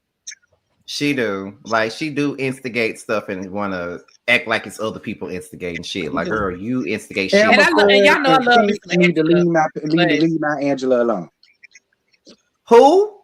Elmer Fudd and Pink need to leave my Angela alone. Okay? The only person that can get Angela together up here is me. Girl, please. I'm the only person that can do She it. gonna always get this work over here. But pretty much because she's clicking down over here. I'm Damn. surprised he's clicking down for you, Busy, because you was going up for Angela for a Love minute. Angela down, but she's clicking down. No, she's showing. She's pulling a Shantae Moore, and I'm not liking it. Not a Shantae Moore. There will be no Shantae Moore slander. Let us not do that. Being Busy on the same page, and I love Angela, but But listen, if we being fair, I wasn't all the way mad at Pinky for saying it either. Damn. I like Pinky. Yeah, it's some playback like in the Pinky. background. I know a lot of people feel like Pinky is this a thing and the other, but I like Pinky up here. I wish they leave her alone. I've always liked Pinky though. I She's never rolling understood why on me. everybody hated her. Pinky got on Wait, my nerves but for like 2 hold on, really, episodes, but I'm B, hold actually on. starting to like her again. Hold on, really, B. There's I an hear echo. I hear an echo. it is. Is it me? Hold on. Let's say something. Something. Okay, let's all go on mute. Okay. It's not me. Is it me? No. Okay. Yeah. Is it me? No. I bet it's me. Is it me? I think it's y'all. Yeah, go on mute. Okay, Sakina, Is it get off me? mute. Oh no, it's not I y'all. still hear it. It might be really B. Really, B? Go on I mute. said, is it me? Okay, everybody else go off mute. Really, B, you stay on mute. Oh no, it's really because I can't hear it anymore. Yeah, I think can't it's hear it. Yeah, about Is Yeah. it? I think it's All right. really B. All right, I'll go. Oh, I'll because go, I'll everybody come back said in. it was me. Y'all got off from mute at the same time. Mims just want to bully me. I just want to say really quickly for those Mills, of we y'all gonna see who you on missed the Easter? clip show. Right. The clip show, I did put it in the chat. When y'all get done here, y'all can go back and relive the casino and all those good moments, and y'all can relive it later. Well, listen, this is the reason why I said I didn't mind Pinky doing it, because Pinky wasn't mean about it. Pinky just was like, look, girl, Is I'm gonna it just be gone? honest, you Gone. know, Yeah, it's gone. you can instigate here and there. Like, she wasn't mean, like she won't trying to catch no moment. Yeah. That's what I appreciated about it. And I believe that's why Angela took it as gracefully as she did. See, it ain't what you say, it's how you say it. Preach. Mm-hmm. I agree. Yeah, I Pinky agree, is a but vibe. I mean, I do, but sometimes you don't have time for the niceties of it all. It's just sometimes you just gotta say it. well, that's true too, but you also have to take into account how people say it, because sometimes when you deliver things in a certain way, it's not going to be like you can have a point and the way you delivered it can just taint your whole point just because of the way that you delivered Yeah, it. the That's way my you say issue stuff. since birth. I'm horrible with delivery. No, Say you're that- not the. I mean, say I that, mean- so I would have never thunk it. but no, Busy, you're not the only one, because I have that tendency to where at times the way I deliver something could come across completely wrong, and then I'm sitting up here like, well, why are you mad at me? I didn't say nothing wrong, but it's the way that I said it, you know. And I have a rough, kind of like a harsh tone at times anyway, and I'm kind of nonchalant when I deliver my message, and it's gonna always come across bad. Wait, really quick. I didn't know the person to my left and right was heathens. Where y'all become heathens? I don't know why me and Sakina are heathens, but Mims is full of shit. I'm just asking. He needs an enema. He needs an enema because he's full of shit. Oh, wow. Absolutely. I just want him to have that same energy he be having for me. You ain't gonna see him. You ain't gonna see him because every time I come to Houston, every time I come out there, I be like, hey, Mims, what's going on? He don't never pop up. Mims be busy. You gotta catch him on the goodest day, yeah. Child. But is we gonna catch you? So then we get to Kelly's at the dentist. Exactly. How many people think that Kelly sent herself those flowers? Girl, listen, my thing to Kelly is, fuck them teeth. Can that nigga help you get out of bankruptcy? That's what I was saying. I was like, y'all really sitting here like it's a flex. When I say y'all, I mean her and Shamia dancing around the dentist office and shit. Right. Like it's a flex. It's not a flex. You sitting here talking about you can already file bankruptcy. Your ex-husband $50,000 behind on child support. You don't even know if you can send your daughter to the school in the Uber. You don't know how you're gonna pay. You're gonna have to shut down your business. But you bragging about this man paying $70,000 to fix teeth that, in my opinion, her teeth look fine. I ain't even see no problems with her motherfucking teeth. Like, girl, that's not a flex. If he could give you $70K for a smile, he can give you $70K for your dick. That's all. Wait. But not just that. I didn't like the whole, you owe him 70,000 blowjobs. Like, what? Oh, wait a minute. Well, I Look mean, what y'all Haskins ain't said. shit free. Look at Y'all what ain't Haskins shit said. free. Y'all, is you just handing out whole $70,000 for nothing? That This ain't about. Wait. First off, this ain't about even what I'm saying. Highlight Halfpen's comment, please.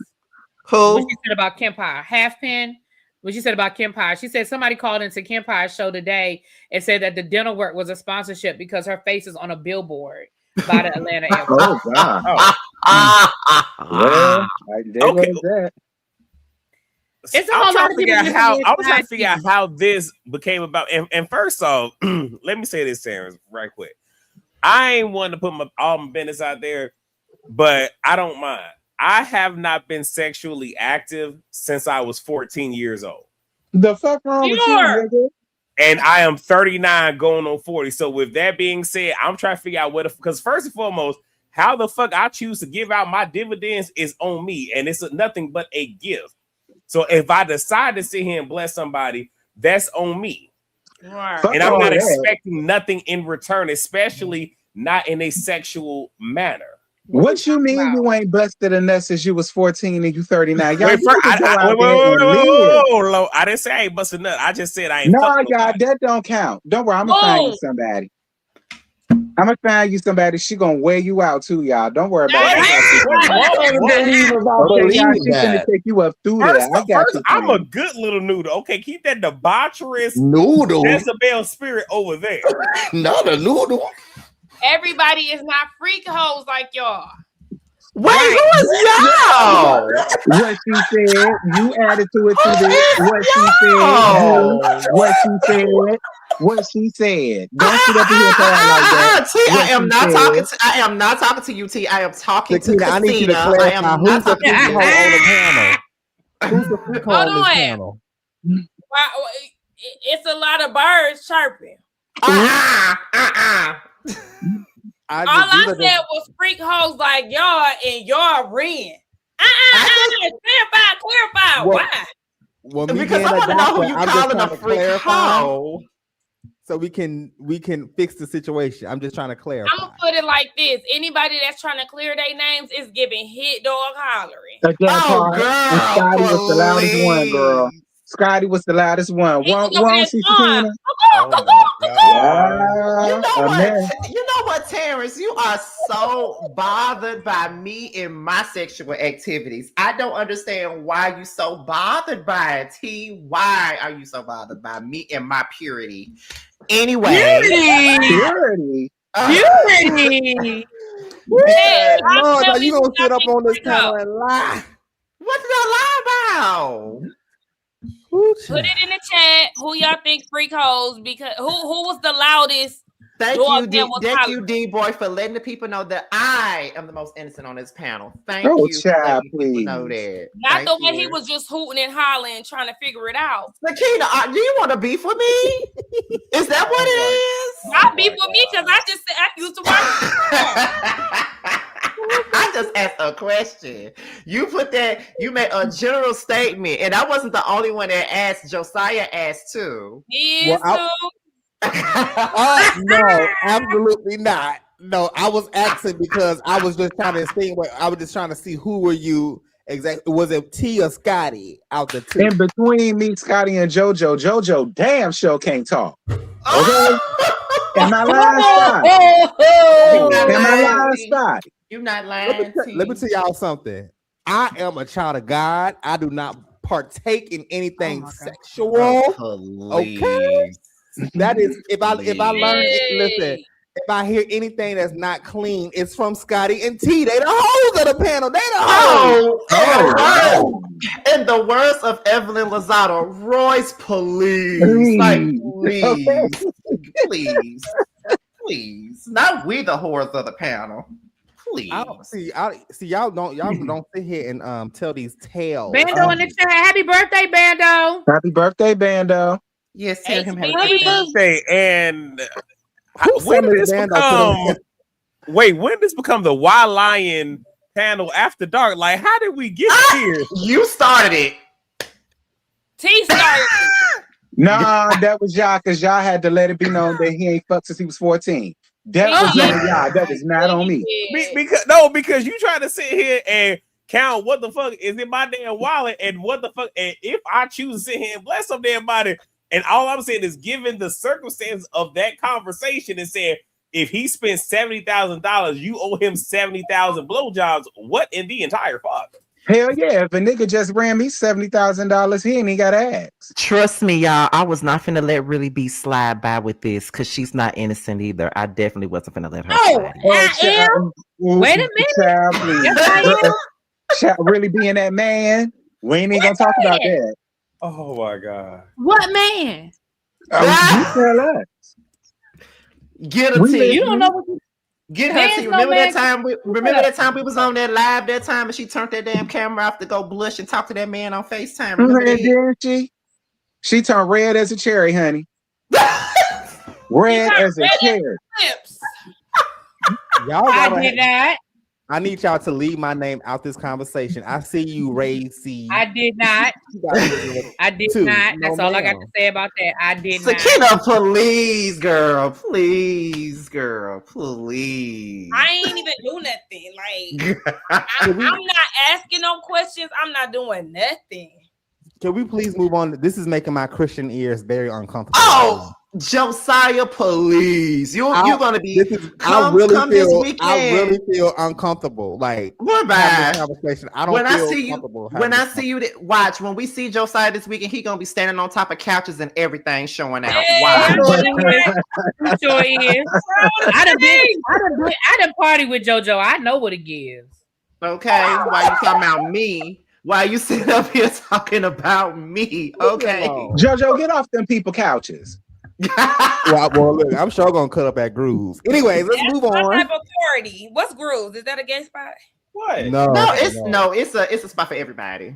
Yeah, honestly, It's an everybody type of spot. but and you won't be here Friday, so. Do y'all see who done joined the live? Hey, Jasmine. I'm looking everywhere. Hey, Jazzy. Hey, girl. She's so damn. Oh, I miss with my her puppy. spoiled self.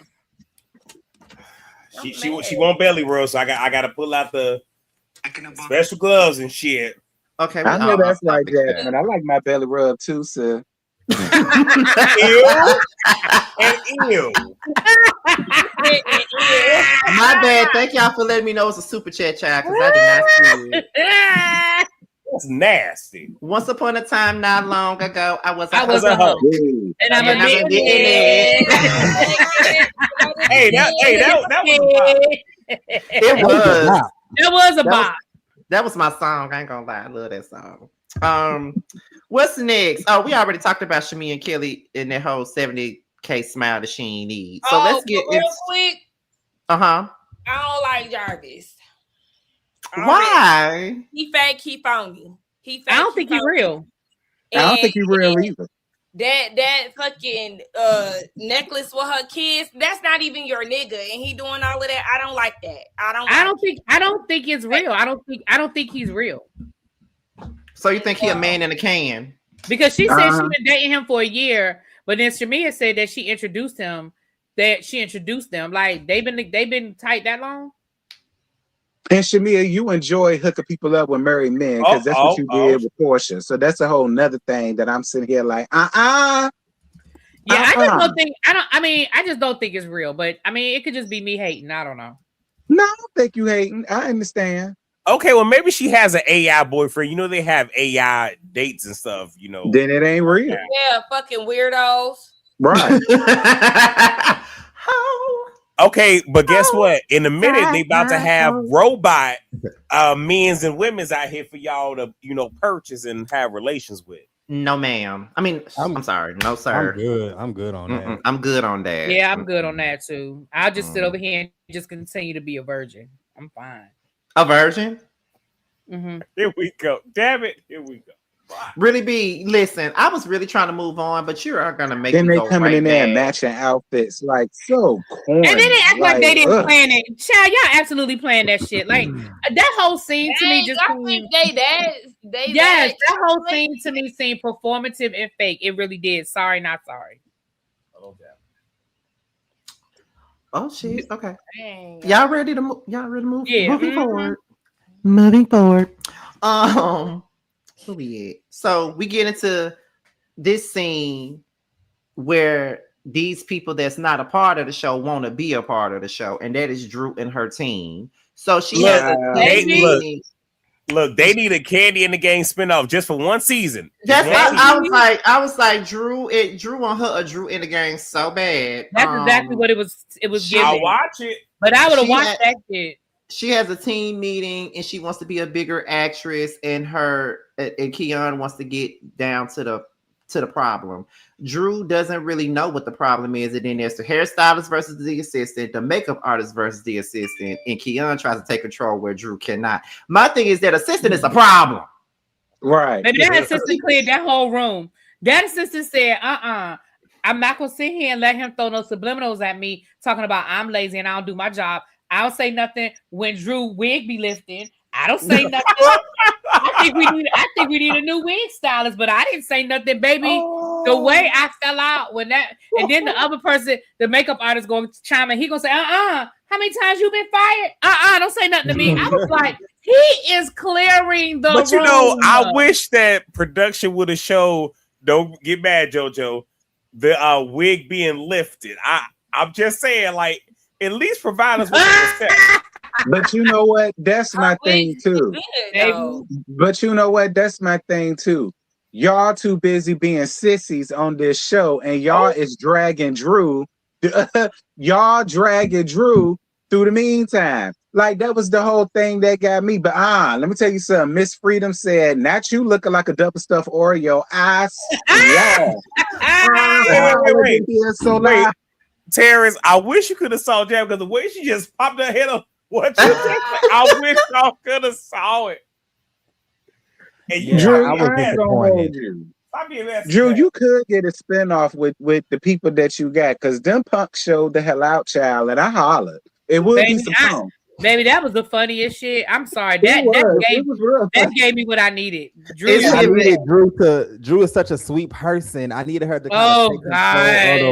We're not doing this. Are we living in the life of delusion? I know y'all have y'all kidding me right now. First of all, this lady, why is she even on this show? Calling nobody delusional. She did not. You know what's crazy? Is that we're talking about everybody but her, and this is supposed to be her on the show. She gives nothing. Drew Zabora gives nothing. This whole entire season, we're trying to figure out what the hell is her life. She gives us nothing. And then y'all excited about a scene that she's not even talking in. She needs to leave this show. We're more excited for the cow in the back talking about everybody else than him. She's saving your job. The reason why you sit on this panel is because of Drew. Let's start there. Please. See, there's no reason for her to be here. What was your favorite part about Drew Zadora in that scene? Everything. I love it all. What did she do? I love it. What doesn't she do? It's time for Drew to go. She's just picking up individuals on the ground. Listen, she is A-list star actress. Okay.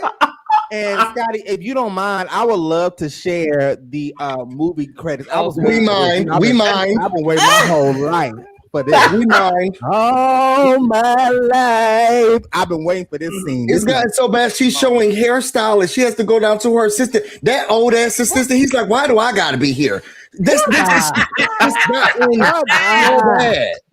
He was sitting there like he was confused, though. He was. He's like, so what I got to talk to. Some of the people started getting up and leaving.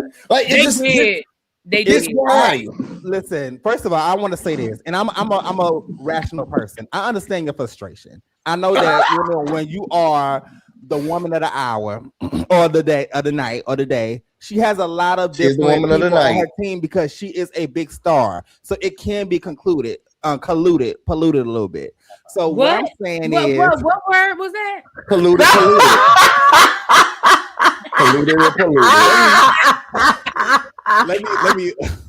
Let me finish real quick. Hold on, let me finish real quick. Oh my God! So when you are the star, you're gonna have a big team, big dreams, big team. She is A-list star, so she's gonna have a huge amount of people. I said myself, I said, Drew, you need to kind of maybe just like kind of change, tone it down with the assistants and everything. So I agree with you on that. But for you to sit here and disrespect this woman after all that she brought to this show and all that she done is tasteless to me. The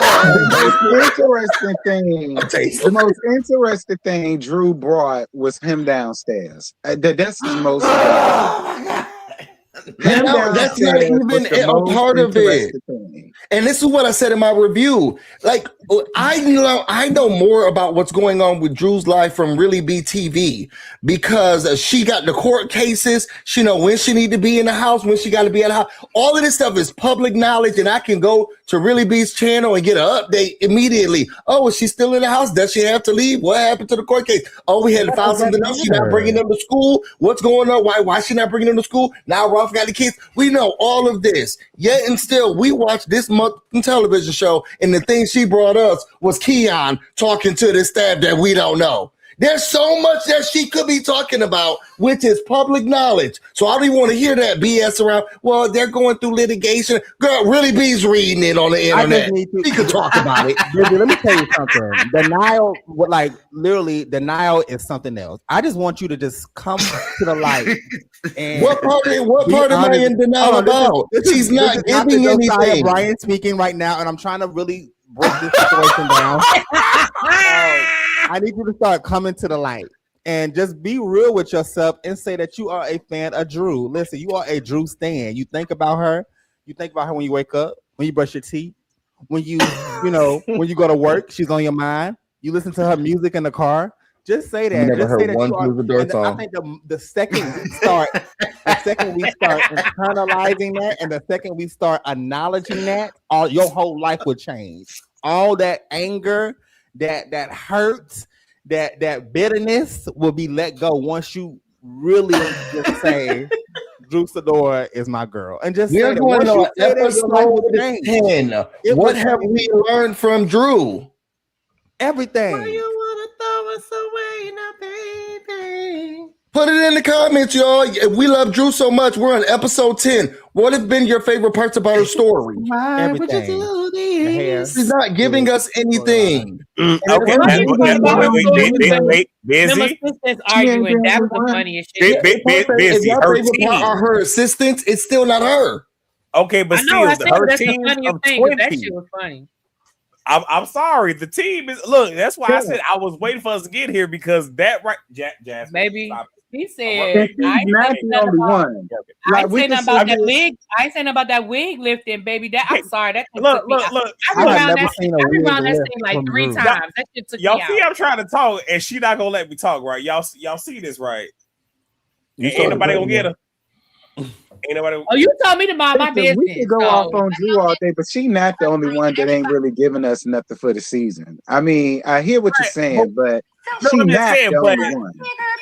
Okay, but Terrence, real talk, but so you don't think that just a one season, just a real quick spin-off, maybe 5 to 7 episodes, Drew Sidora's team trying to help her get to this one performance where she does, let's just say, 10 songs on the stage. 10?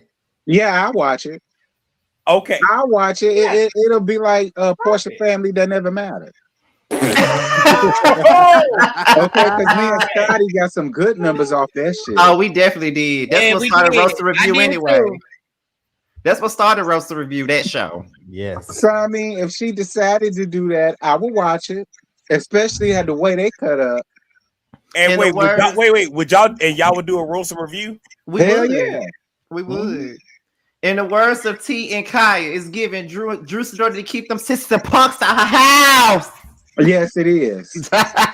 Because you got a bunch of sister punks working with you, Drew, and that's exactly what happened. Wait. Okay, now what is it? Tawan? Okay, T. Yeah, don't do that. That's not nice. That's not nice. Does she have 10 songs? That's not nice. You must be deluded. And can I just say this really quick? I know we're about to go and stuff, but I'm so sick of people saying that Drew does not have a career. She's a D-list, F-list, movie star. This woman has starred in one of the most biggest movies of the Black generation. What is the movie? Well, let me go ahead. Well, thank you for asking. Let me go ahead and actually share my screen if you guys do not mind. Here we go. One of the biggest movies of the Black generation is what you said. Yeah, my screen. I'm sure they were side characters and not main characters. Yeah, more than no, absolutely not. So listen, this woman has 55 credits of movies. Oh, hold on, how do I get through this? He looked that up over y'all. He looked that up over the week. He couldn't wait for us to come live. Yeah. Wait, what happened? Oh, can y'all see it? Yes, we can see. We can see. Okay, great. There's 55 credits. Oh, it only says Drew Sidora movie. So if you're on another tab, we're not seeing that tab. Why is it? Hold on. Oh, okay. My bad. Okay, here we go. So now if you go down here, so if you go all the way down, yeah. Her first movie was Diva. She was a child star. Okay, 1995. Wow, and she was in What I Like About You with Amanda Bynes. Okay, as Angela. That's an iconic show. And what did she do? That one episode? What was her role? What was Angela? The friend. Well, say one episode. The one episode. Oh, okay. Never Die Alone, the TV show. Okay. She was in White Chicks. White Chicks. Do you remember Charlize. her in the movie White Chicks? Yes. No, To be honest, I did. She was in neither That's do you. So Raven. That's Okay. So Raven. She played Eddie's girlfriend. Legendary show. I mean, this show is talked about forever. She was in but That's not So her Raven. role. The She show was was. an iconic show. Girlfriend. Yes. Girlfriend. She was in Girlfriend. She was in One episode. John Paul. Episode. She was in Step It Up. But they Okay. did play her song a Iconic few movie. times. She was in It Step Up. I mean, yeah, Step Up. Yes. He said she was Step in It Up. Wild Hogs. Jesus. She was in Wild Hogs. Yeah, she's in all these amazing movies. Yes. What has she done recently? You didn't name any. You didn't name that movie. Hey, shut the fuck up. I'm just asking, what has she done recently? She's done some Lifetime movies. She's done some Lifetime She movies. did Alien. Watch. She did Alien. She got a show on Bounce. Yeah, look, this is what she done recently. Yeah, In shady. the past few years, About. look, she's been in Now let's Twin, love Shalia. okay, The End Zone, A Demon's Revenge, Adopted 2, Run, Mind Your Business. Let's just Okay. say this, okay? Let's just say this. Always a Drew bride, has, never a bride. let's just say this. That's the truth. Drew has a career. It's just that, you know, sometimes, I hate that I'm going to say this because I really like Drew, but I just got to be honest here. Be honest, child. When people talk about Drew's acting career, they act as if she is like Gabrielle Union Right. or something, or Right. like she was like a Nia Long or Vivica Right. Fox or somebody like that. Drew has a respectable career. It's just that she never just She never the star. yeah, she's never like the start of anything. Like one of the biggest things that she really did was the TLC movie for me and her being on the game or whatever. But like when they were saying that she was on White Chicks, to be honest, I didn't even remember her being on White Chicks. Me neither. When they were saying she was on Step Up, I didn't even watch that movie, so I didn't know that she was in I that. didn't remember her on White. She's not memorable. She's just. I'm sorry, she doesn't have that thing that it. I remember Lauren London faster than Drew, and I don't even know how many movies Lauren London been in. She has Like, the it's same just- career she as can't even Lauren watch that. London. She don't have. She doesn't, just Yeah. doesn't have it. Yeah, but I'm not gonna sit up here and act like she's never done anything before Real Housewives of Atlanta. But I will say, with her being on Real Housewives of Atlanta, she's working a lot more than I've seen her work in a long time. Right. So Which is there's good. nothing wrong with that, because It when you get on a platform like that, you're supposed to do that. Mm-hmm. Yeah, I and She's only I doing what feel she's supposed to do. I feel where you coming from too, Scotty, because I'm tired of every week they keep y'all forgot Drew was in Give It Up to Me video. I just said that. When you I didn't gonna forget. give I it just up to again me? that was 20 years ago. No, they keep saying that on Twitter. That's Yeah, like that's the big thing that she was in a Sean Paul video. I was there for Keisha, not every week. It's like they somebody y'all forgot she was on there like It's not that they. Okay, rewritten wait. But wait, that's like saying that Erica Mena was in that. I forget the boy name, but the Ain't Nothing Wrong. You know the guy that did the whole I like that. Yeah. Yo video. Like Yeah, Chris Brown. Child. He said a breast thing. he did That's say why that on she- Access Granted. I remember Uh-huh. That's why she was chewing gum in the music video. I hollered. I said, Christopher Maurice Brown. I did say that. Why did you leave her name. down like that? I think somebody in the comments, I think it's Payne that said it. And that's the best way to put it. She hasn't maximized her full potential. That is exactly where I was trying to go with this. Drew Yeah. has not maximized her full potential. One could say that she gets credit for being a working actress, which she is, but the truth is the truth. She's not a Gabrielle Union type of girl. Like, I mean, let's not even use Gabrielle Union. Put somebody in her like her, where she like a Kyla Pratt. Like, just she's not even on those I levels. ain't gonna even give her Kyla Pratt because Kyla Pratt was. Let's proud. don't do that. I'm trying to figure out who she akin to then. Well, keep Because figuring, even but now, don't do Kyla that. Pratt is Other on two that be show. actresses. Kyla Pratt is on the Okay, show. I'm just- y'all. Oh, Okay, we lost the plot. What's the next scene? Right, because we Yeah. can do this all day about that. Like, Yeah, it really be. I'm sorry, but So y'all like to see Drew with her makeup artist arguing. The girls are Yeah, it was fighting. hilarious. That was hilarious. I ain't even gonna lie. They embarrassed the hell out of her, but it was funny as fuck. That's what I was trying to say, nitwit. I'm finna move on, really be, but I saw a comment that I had to address. That's what I was trying to get to. She's never just been like a lead in anything. Like she's, Mhm. Except on two. Jesse said keep hope alive, so it's coming.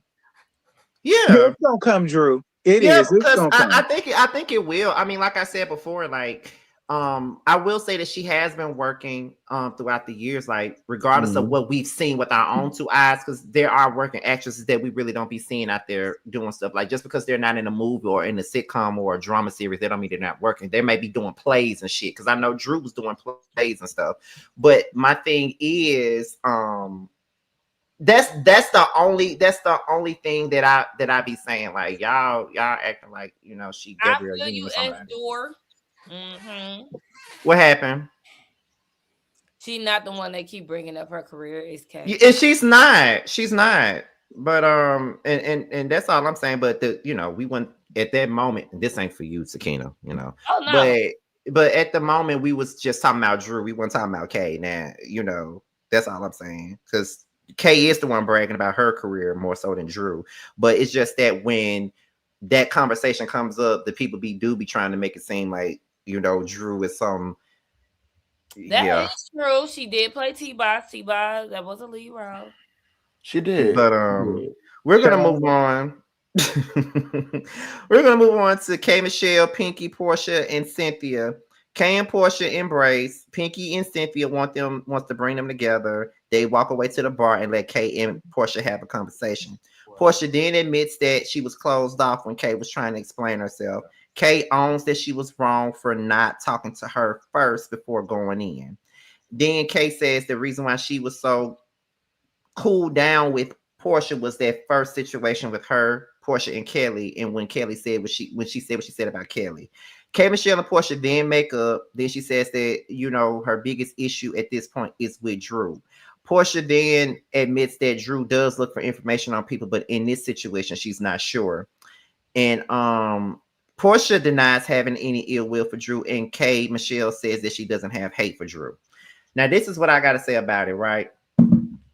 When it comes down to this particular situation, it started off with you saying that Phaedra, Portia, and Drew were a part of the situation with the plotting, right? But then once Phaedra said that she didn't know nothing about it, then that was it, right? Then now that you talk to Portia and Portia saying that she don't know what she's talking about, then it's like, okay, so it's not Portia. Now we're only going to center it on Drew. This is where it gets like, girl, you're reaching and you're not reaching high enough, because it's like, what are we doing here? Because you were sold that it was all three of them, but then at the same time, it's like once the first two said it wasn't me, then at this point it's all Drew. No, it's not, Kay. And if you want us to listen to anything you say, it got to make sense, or better yet, you need to have receipts, because it's not making sense and you just look delusional at this moment. Like, that's just the truth for me. Kay crazy is all outdoors. I felt different about it. I feel like she has not took her foot. I think the only person's neck that she kind of took her foot off of was Phaedra's. I think that she doubled down at that table when she was talking to Portia. Portia, you knew. Portia, no, you know she didn't. But she was saying, yes, she did. She said it several times. You knew exactly what it was. You know exactly what I'm talking about. You know what I'm talking about.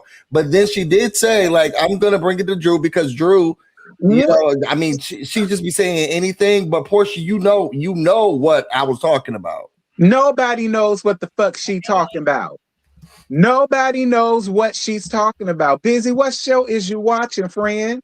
I'm watching Real Housewives of Atlanta. What version? Mine's come You on. sound like them hoes from Love and Marriage Huntsville. Oh Who watch God! two completely different versions of the shows. Other She than did. what's She being said to seen. her, she said, "You know what I'm." She said, "You know what I'm talking about." Portia, you know what the plan was. You know the plot. There was did no say that, but plan, Portia and didn't there agree. was no plot. No, but what he's saying is that that's what she said. She did say that. Portia didn't act like Portia didn't agree, but K Michelle did say that. Yes, she did not. She didn't get her foot off of Portia next. She was like, "Girl, you know exactly what it is. I'm gonna leave it. You know what I'm talking about." Though. But she's Right, when they forgiven came her, back. and now everything is okay, and that is all up on Drew's neck. Are y'all serious right now? That's what she listen. That's what happened. He talking to y'all. He talking to y'all. I ain't saying that. Yeah, I'm But talking no, to that's what not happened. you. I'm not. I think you misunderstanding. We're not saying that she's right. We're saying that's what she said. That's what she said. When Cynthia and Pinky came back over to the table, and they were like, "We're all good. We made up. We had our friend contract. Blah blah blah." And then Cynthia was the one that was like, "Well, did y'all ever get to the bottom of who of the plot?" And everybody was like, "Oh Lord!" And that's when K Michelle said, "Well, but Portia, tell the truth. You know there was a." That's when it started all over again. That did happen. No, yeah, I understand that. What I'm saying is, Kay is crazy as all outdoors. Okay, well, that's two different statements, though. That's what I'm saying. Crazy. Listen, can I be honest? I tapped out when K Michelle said in her confessional that they've been coming after her about this, and now they coming after her about her feet. Baby, I tapped out. I don't know what else happened. I said, that's what I mean. I can't. I just can't. Now it's a plot against your feet. I can't. For me, it is given. Why not get at Drew? Because everybody gets at Drew, and that's how I know K Michelle is a fan of this damn show. Because girl, you not making no sense. I wouldn't mind giving it to Drew if she was giving me something tangible to say. Well, damn, Drew.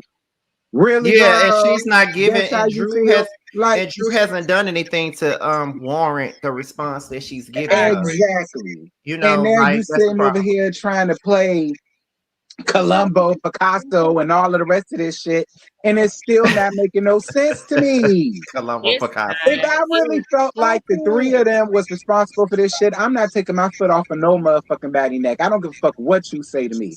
All three of you hoes gonna get the damn business. That ain't what Kay's doing. Kay listening to what Faye said, now all of a sudden, okay, cool. So then her and Portia sit down to talk. Oh, now all of a sudden, oh, well, even though I think it's all of y'all, I'm just gonna put it on Drew. Kimberly, no, if you're going to let it go with them other two, you might as well let it go with Drew, because all of them gonna say that they ain't had nothing to do with it. And then that's my point. At this point, you might as well just leave it alone and move the fuck on. That's my point. It's really no need to even keep it going at this point, because the more you keep it going, the more crazy you look. Like, and if it was a production that gave you the information, to say who the hell it was. Just say who it was, because at this point, it's like, what we doing? It's a new problem with Kay. Every week we unlock an issue. Hey. And who talked about her feet? What's the issue? I don't know who's. Nobody talks about her feet. She said that was going to be a part of it. She said that was going to be a part of it. Voices in her head was talking about her feet. Anyway, yeah, that was a little crazy. Are we going to talk about how Portia did say that Drew does look up stuff? She does want to. Yeah, but I think all of them do. They all do that. I think all of them do. Because the first thing they do when they get hot with somebody is bring up some shit that they heard or they looked up. Mm-hmm. So all of them do that shit. That ain't just a Drew thing. Period. But see, that's the thing though. When Portia said that in her confessional, it's kind of like you still kind of throwing her under the bus in a sense, because you're saying, does Drew do that? Yeah. You should say, does Drew do that? Yes, but we all do it. That's what you should have said. Because to me, it came across like Portia literally was just throwing Drew under the bus in that moment. I agree. I felt that same way. Like, this is something that Drew would do, but she doesn't have a reason to do it to K Michelle. is what I heard it as. Yeah. Right. Because she's trying to say, well, she only do it when somebody coming for her. It don't matter. So, you know. The point is, Kay, it won't done to you, sis. And I don't know what production told you that, but honey, they got you out here looking cray-cray. Yeah, they do. They definitely Well, hopefully do. we can kind of see more of her explanation on later on in the show. Yeah, I'm still on your side, K. Michelle. I do think somebody was plotting. Do I think that anybody was plotting on her at this point? Not necessarily, no, but I'm still Team K. Michelle. Yeah, I Something think was that the happening. women genuinely wanted to get to know Kay, you know? That's what it came across to me. It does I come think across I like they think somebody wanted to. was. You think somebody was? No,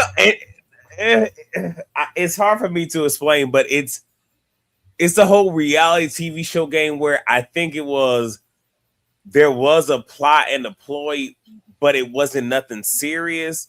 Because it was almost like with her talking with Portia, and Portia was saying, "Why didn't you come to me?" It's almost like, yeah, I cooked this up for the show. For you to come at me with it, we could have did it this in this much time, but instead of doing that, you went to social media and like that's how it came off. Again, I could be wrong. That's another way to look at it. I never thought about it that way. That is another way to look at it. But I just don't kind see of how I'm taking it. Like, but I could be wrong. I could, and I'm man enough to say I might be. No, that's fine. I feel like it's no more than what any other newbie goes through. Do I think that people looked up stuff? Do I think that they were trying to like find a way to drop stuff in a conversation? Sure, I think, but again, like we just said, all of them do it, and especially when it's like when it's somebody new, they all do a level of hazing. It's just when it gets to be too much, like last season on Potomac, when I thought they were just doing it too much, it's not fun to watch. And I think, again, K. Michelle has been on a lot. Somebody said it in the chat earlier. It's like she got PTSD from being on reality. I think she's so used to being on reality television and people having plots and people coming for her and her always having to be on guard. I think the first time she felt like anything was happening, whether it was true or not, like with the oysters, the first time you felt like somebody was coming for you, now all of a sudden it's a plot and a ploy. Again, do I think anybody called her that night? I don't. But do I think she talked to somebody? I do. And do I think that she was already sort of paranoid? Like, I know they was talking about me. I know them oysters was about me. And do I think that whoever she talked to that night kind of got in her head? Yes. But I don't think anybody called her and said, hey, girl, it's a plot and a ploy. But I do think maybe she talked to production.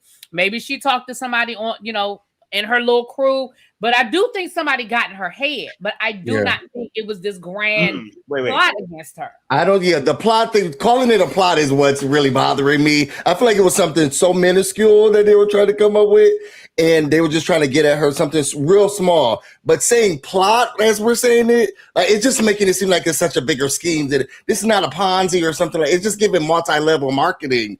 It wasn't that big, bro. I still don't think nobody was trying to do anything against K. Michelle. I just don't. And the thing that gets me the most about K. Michelle is that she's really trying to act like she's a newbie to reality TV. Girl, you know how this shit goes. That's another thing that's getting on my nerves with her. Like, girl, stop acting like this the first time you've been on reality TV. Cut that shit out. Let's also say this, though. We say that, but in the same breath, people want to say, well, this ain't Love and Hip Hop. And Love and Hip Hop is different from the Housewives. And yada, yada, yada. So it's kind of... No, I'm not saying that it is, T. I'm just telling you that when we say stuff like, well, she's been on reality TV before, so she know how this go. I get it. When you're on a reality show, you should know what to expect. But in the same token, people want to say, well, this ain't the same as Love and Hip Hop. It ain't that fucking different. I mean, wait, but there are differences, though. How? Differences, but it's not like she's not a fish out of water. Right. Yeah. Like she's so new and clutching her pearls, and oh my God. Next scene, never mind. Yeah, but I think what most of us agree with on this, basically. Jason Lee? Maybe. Yeah, it's a clip going around when they did an interview where he did tell her that there were people calling her, and he did say that, well, calling him for information, and Phaedra was one of the people that called him. Now, he did say that in the interview. Ooh, So this then is so blame Faye Faye. Why messy. you ain't on Faye Faye neck if So, that's the case? you know. Next scene. Damn it. So, we're going into the last scene of the night, and that is Shamia and Angela when they sat down. Shamia says that she feels like Angela is picking. Angela says that Shamia is a perpetual victim, and she says her discernment is that Shamia started all of this stuff and wants to create issues. Angela says that Shamia keeps talking about her. Then she brought up the Portia stuff, and Shamia says she's not about to talk about Portia. Shamia calls out how Angela was able to forgive everyone besides her. And Angela also brought up Candy, calling her a lap dog with lipstick, and then they continue to trade insults as they continue into the scene. Who wants to start? I feel like I need to. I feel like I want to, but I'm gonna let somebody else start though. I just want to. That was confusion. So yeah, I was just gonna say that. Well, I already said I enjoy how it ended because I enjoy that. But what I do want to say, because I'm gonna let y'all go, is there's a difference between intuition and discernment. From where I say intuition is just the download that you get, it's real calming, it's not frantic. Discernment is your ability to be able to judge a situation. Mm-hmm. I'm gonna just throw that out there, but I don't really know where Angela was going with it, but I will say part of me felt like Shamia was on go from jump. But again, I only watched it right before we got on because, again, I was on the phone with my cousin because, family shit. So I don't know. But again, I do enjoy the real life confessional of it all. That's all I got. Yeah, me too. I really didn't get much from it other than the read down. But other than that, I just felt like both of them just needed to sing. I just feel like when it comes down, and let me just preface this by saying this, right? Shamia is nobody's victim, and nor is Shamia innocent in anything. But when it comes down to Angela is literally reaching and doing the absolute most when it comes down to Shamia. She is, because people don't want to admit it, but in my opinion, I feel like this whole thing with Shamia and Angela started after that. What was it? Shamia's birthday party when Shamia had asked Drew about whether or not she was dating Dennis or not. And then that very next episode, they went and worked out or did yoga or something like that. And then when Shamia and Drew were talking, Angela jumped into the conversation and started coming for Shamia right then and there and was calling her a lapdog and say she was speaking for Portia, but yet you're sitting here speaking for Drew. Yeah. So, and it continued from that point on. And just like Shamia said, you can sit here and forgive someone for saying, I will fuck your husband. Yep. But you mad at me for laughing, but you continuously, but you want to hang out with Portia, but you still mad with me, and you can forgive, you can forgive and forget with the Phaedra situation, but you still mad with me. So it's kind of like this whole thing with Shamia and Angela, it was pretty much like, to me, set off by Angela for me. And the way that she sits up here and calls Shamia a fucking lapdog, the same could apply to her. The same way we want to call Shamia a lapdog, which she kind of was for speaking for Portia or doing whatever for Portia. You speak for Drew all the time. You stand up for Drew literally all the time. So my thing is, you're not doing anything different than what she's doing. And I'm just over it because I just feel like Angela just want a fucking problem with that girl. Yeah, I'm with you, and it doesn't make any sense. And I feel like as much shit as a lot of people talk about Shamia, me included sometimes, I feel like she was so straightforward with Angela. I'm tired of you saying that I don't want to talk about Portia or nobody else. I want to talk about me and you. And I am tired of you making it seem like I'm the one who's the fault of everything. So talk to me about that. Why do you think I'm the problem? And Angela's response is, why are you always the victim? See, bitch, you ain't got no, you don't have an answer. You just mad. She asked you a direct question. Why are you pushing everything on me? I'm tired of being looked at as in Dallas. You were picking on me. You said it was your discernment. Why are you always picking on me? What is it with me? Why are you always the victim, Shamia? Oh, but you can answer the question. But see, this is what I'm saying with this comment right here. It says, but maybe Angela don't like her. That's the point. If you just don't like Shamia, just say, I don't like you. Because you don't have to like Shamia, and Shamia don't have to like you.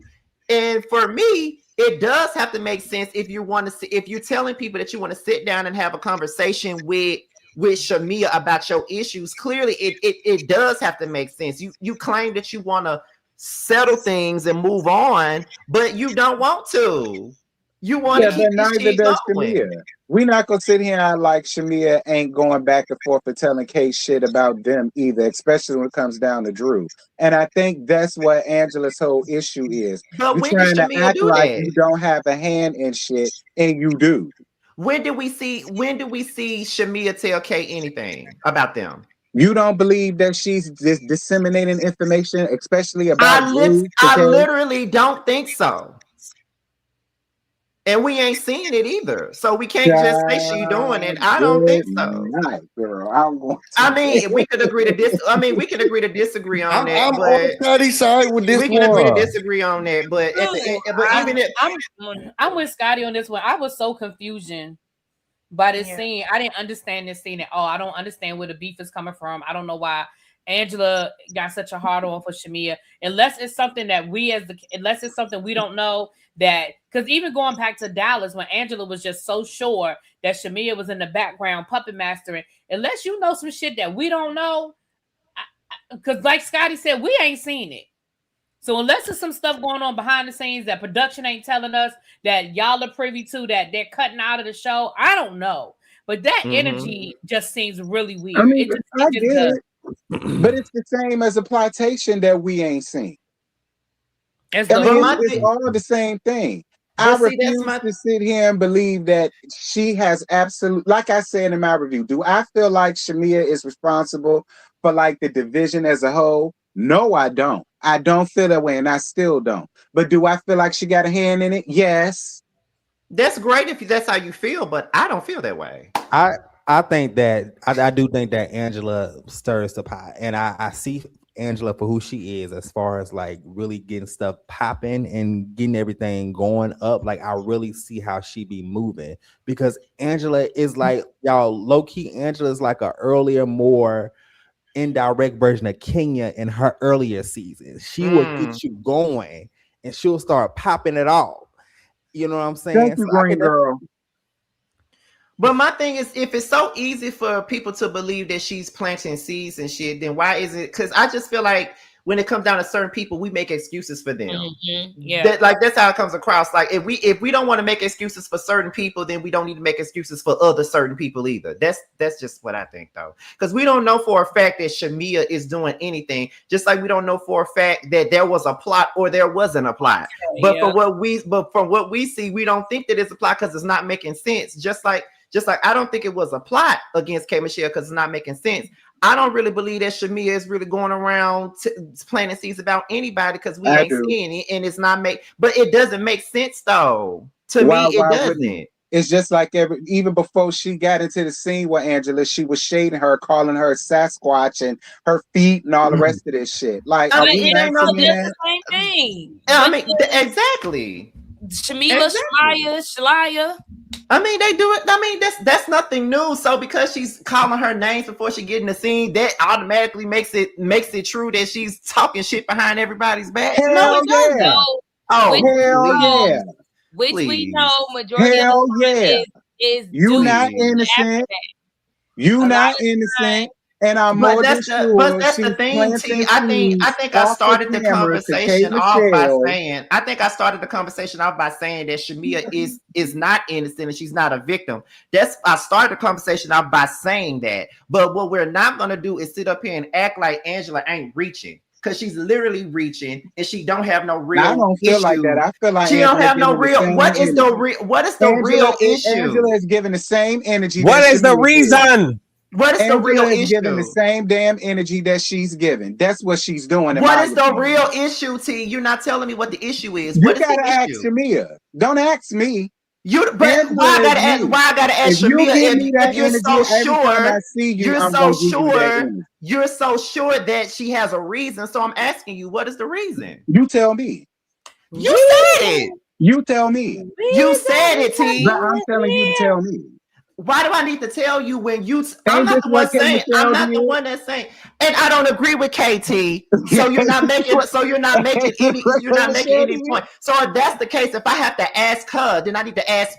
So do I need to ask Kay what the plot is since I don't understand it? Is that what it is? Yeah, you follow her on Twitter. She'll answer you quicker than us.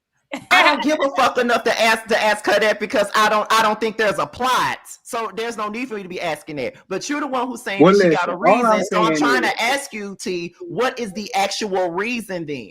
Since you say there's a reason, I I'm don't trying know. to Maybe the understand both your of them point. just don't like each The other. fact is, you ain't got a point. That's No, Angela just has a maybe hard the on for both of them Shamia. just don't like each other, and that's fine. I don't And want them I to mean, like but each that's other if all they ain't you. gotta But like that's each other. but But see, let's not but see, sit you here and saying act like one thing and Shamia then you is some saying something innocent else. Better than victim the and show. she just You getting say, picked on. but see, No, you she's saying not one just thing. getting picked You on. saying one She's thing and then you getting the saying something exact else. same energy that she gives everybody else. You saying one thing and then you saying something else. Woman, you say, because I think that she got a reason to I say whatever do. she's doing, and I I think she got a do. reason to feel that. So when I ask you, then what is the reason? And then you say, you tell me. How can I Yeah, tell you you when tell I'm me. not the You one the that one who thinks want to know. that? You You have to think Where it, not is your me. scooter?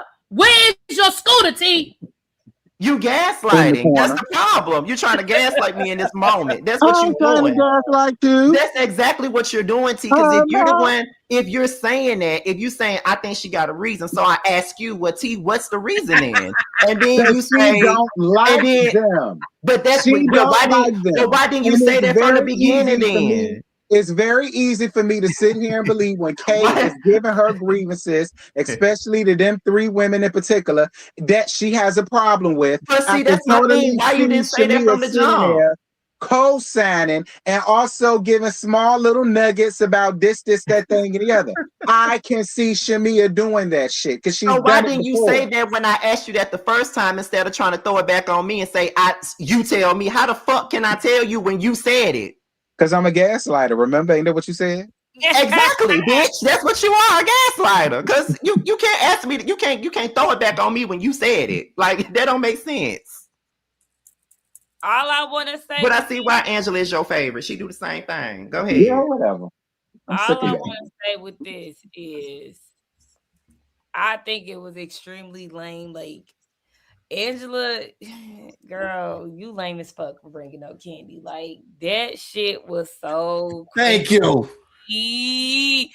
I said, bitch, what? Where are you? Yeah, I didn't get that either. What Candy had to do with it? When you conjuring up Portia and you trying to be Candy right now, you don't even know Candy. I don't need to know Candy. I know you, girl. You don't have. You just want to be mad. Oh wait, I got to give you a whacking, Shamia. But And I hate to do this to you, but I'm gonna have to, and y'all may have to block me off of this panel after this. The nerve of you to look at Angela and say, "I'm starting to think you're a little touched, lady." With your baby. I passed that, honestly. I don't think you should be talking about people like that. Well, yeah, that's true. That was true. That was like That a is wrong. true. I ain't That even was think like about a. that. That was like a wrong choice of words. Yeah, it was. I ain't even think about that. That is true. I said, "Oh, I don't think you should be talking about people's babies. I mean, people like that, girl. You better look at your house." I just thought it was inappropriate. All I gotta say is, and scene. The reason, if anybody in the chat want to know why the rest of us was sitting here allowing them to argue, because they do that shit all day, every day in the group chat. None of us were fazed by that shit. We were waiting for it to be done because they do this shit all day long. I need y'all to understand that. I mean, there wouldn't be a whether you like it or not panel without an occasional. No, I just want them to understand because I'm just what is it? Agreeing with your point and just saying that it would be a panel without a Scotty and T riff somewhere. Okay, right. It has to be one. Go back and just see how unbothered the rest of us were. I will say that I think this is the best episode. I got 5 I got 5 clips off of this one. and leave me out of all of them. Thank you. Leave the one where he said he ain't fucked since he was 14. Leave that in there. Yeah, put that part in I there. want to know what the Oh my God. because y'all don't know what you got going on, friend. I told Y'all you. make sure y'all like the video. We got over 520 people in here. We only got 274 likes. Get those likes Okay, up. well, Exactly. well, I sir, don't know. That's what I'm saying. some of us a smile choose to on my not face. be debaucherous whores. Some of us want to be Oh, upstanding God. citizens in the world. Now, you may not be able so to because we understand that. slinging dick, we're not upstanding citizens. Because Right, that's they what I popping heard. their pussy on the street, we not upstanding citizens. I don't do none of again, that. I don't do none of a that. hit dog will holler. I don't do none of that. It's simple. Yeah, but I had a smile on my face the whole time. I knew what the fuck T doing. He trying to get me out of my skin. That's what he did for a minute. But that's the thing, like, because he was starting to piss me off. Bitch, don't gaslight me, bitch. Baby, Scotty and T are funny Okay, to me. wait. So Lorraine, thank you for asking. So Cameron. there was the second round of interviews that happened Thursday. So it's 2 positions open. 4 of us interviewed. From what I'm hearing, I should hear something this week. But because it's me and it's Yarizi, baby, and I know what I do, I got the job. But I got the blessing. I'm waiting for the I got the blessing. I'm waiting for the glory. I was just waiting for the phone call to be like, hey, you got it. All right, So, praise the Lord. Right. Praise the Lord. Okay, y'all reason. Hopefully I'll be able to come back to y'all next Monday and just be like, yes, I got it. You did it. Speaking into existence. Yes, I just well, first of all, congrats already because you said you already have the job, so I have to say Well, that. a little. Well, I know people that were in the process, and even with the first round, I was told that I was the best person. Like out of all the interviews, I was the best person out of everybody that interviewed round 1. Now, my resume may not have been the strongest. It was up there, but it wasn't the strongest. But in terms of interviewing skills, I was the best. So if round 2 is based off of interview, oh yeah, I got that shit. And also the questions that were asked, I was expecting hard tiebreaker questions. I didn't get that. Hey, that was not me. It wasn't me either. Okay, but again, I should be able to come back to y'all next week with I got it. But again, like I know I got it. I already claimed it. And here's the thing. One thing I love not only about y'all, but even at work is even though there's a lot of people that look like us that are some hating ass motherfuckers, there were a lot of people that was like, oh, you got it. And I even said to them, even though we have different face, I said from your lips to his ears. boom. And I love it. Well, first of all, let's send a special birthday shout out to Lorraine Williams, honey. Oh, happy birthday! Happy birthday! Happy birthday to you. It's Gemini season, honey. Oh, by the way, before we go, I have to say this to really be. Mim sent me a text message. Oh, and Mims is being funny in the chat right now. He but okay. is. Mim sent me a text message saying, "Ask really be what she be doing on them adult only cruises. It's not giving virgin." That's what he said in these text messages, honey. So if you want to answer the question, answer the question. Just go to one of her members only videos. Listen, I'm trying to find that cuss out she gave somebody in her members only. I still can't find it. I'm gonna have to. No, I will not be quote unquote getting any to celebrate. Okay, I am not breaking my vow that I have given. Also, you are doing this because you had a vow to yourself. You're on the celibacy journey. It's levels to this motherfucker. Why you want to God damn. So you didn't cuss out them after they're telling you to get nookie, and I'm just asking a question. This is giving Angela. All I did how about you worry about you and your husband, and let me worry about what the fuck I got going on over here? But and that same to you, whoever gave that super chat. Worry about you and your life, and don't worry about y'all. I said that to you, you nosy heifer. Well, let me just say They this. paid to ask you. You damn trollop. I'm nosy, and they paid money to get there. Your Let me business. just say this. This has been one of the funniest panels we have done so far. Let's just say that this season it's been one of the funniest. So I'm gonna say this too, right? So with every whether you like it or not panel, you have to expect a couple of things. You have to expect a Josiah versus Busy. You have to expect a Really B versus Prophet. You have to expect a T and Scotty. It's not a versus. What is it? It's giving Max and Sibling Regine. rivalry. Basically, it's a sibling, right? It's big brother, little brother. Lyric, you shut up. Lyric, why are you here? Shut up. My God. Sir, let's be nice to the people in the chat. That's not the people. That's the Lyric. Lyric came in and didn't speak to Scotty. He know what he doing. Lyric knows exactly what he doing, and I'm gonna curse him the hell out when I get off of here. But anyway, but yeah, me and T have a sibling banter. We go back and forth, yada yada yada. And I guess you can also expect Scotty versus Lyric London as well, since he want to come up in here and be funny. But anyway, we done.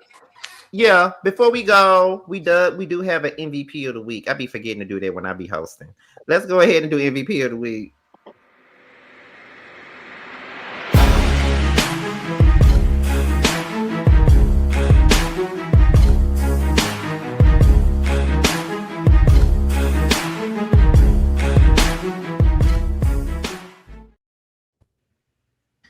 Busy, who is your MVP of the week? My MVP this week, yikes. I'm gonna have to give it to Pinky. Yeah, she made me like her a lot, and I love the way that she maneuvered through this episode. So I'm gonna give it to Pinky. Josiah Bryant. The Queen. Yes. The Queen. Who was the Queen? Beyonce wasn't in this episode. Drew said. Okay, nice to look like people. Well, his do-rag is cricket on his head. Who? Oh, I didn't even see that. This is not a Sorry, do-rag. not It's a do-rag, scar. bandana. Yeah. I think y'all already knew, but it's the true confessional that we got at the end. That was the MVP, and I'm gonna stand on that because again, real. Y'all remember I had like what was it? It was either episode 1 or 2. Might have been one where Sheree had the party and Nene didn't get in, and we was getting it on that. That I loved it. That was it. T. I'm gonna agree with Busy. I'm gonna give it to Pinky.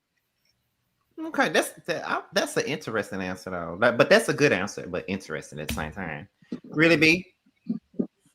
I'm gonna give it to Shamia's Rose voice. We saw it twice this episode. And I love how she slid into that bitch so smooth after she left Angela in that damn restaurant waiting for them goddamn salmon kebabs. Sakina. I'll give it to Shamia honestly, because Angela, that's my girl, but I'm sick of her shit for real. Boom. Oh, you know what? I take mine back. I'm gonna give it to all of Drew's assistants. All of them. Just all. That was mine. That was I'm sorry. That was mine. It was either going to be that or the waitress, because that waitress was getting her life. Maybe that waitress was gonna get her camera time. Okay, she kept coming over there. I don't think she really wanted to take no order. She kept going over there. She was trying to get some see camera it. time. She said, "I'm gonna get on Real Housewives of Atlanta this motherfucking season." Okay, period. Well, I guess I'm gonna go ahead and say the answer that really be took from me, which is technically she didn't take it because she already gave her answer, so she didn't take it. What was her answer before that? The I don't remember. Mia's Rose. Oh, the Rolls Royce. Yeah, the Rolls Royce. Well, y'all know before we get up out here, we always go around the room and ask what everybody got going on. So Busy, you can start because I see you've been doing videos lately. Thank God. But go ahead and tell us what you got going. Busy. He's frozen in time. I'm not frozen. Sorry. What was the question? What you got going? Okay, that's all. Okay, just making sure. I have my Busy Blue and Associates morning meetings where I talk about hot topics, gossip, and news. It comes on Mondays and Fridays at 8:30 in the morning, Eastern Standard Time. I also do my Real Housewives of Atlanta review, so you can catch those. And if you are a member, you get a chance to get some behind the scenes of what's happening, busy unmasked, I guess, about what's happening in my life. And I'll talk to you all about just some of that stuff. So yeah, catch me on my channel. And we're doing some unboxing. We're trying to purchase a mystery Amazon box.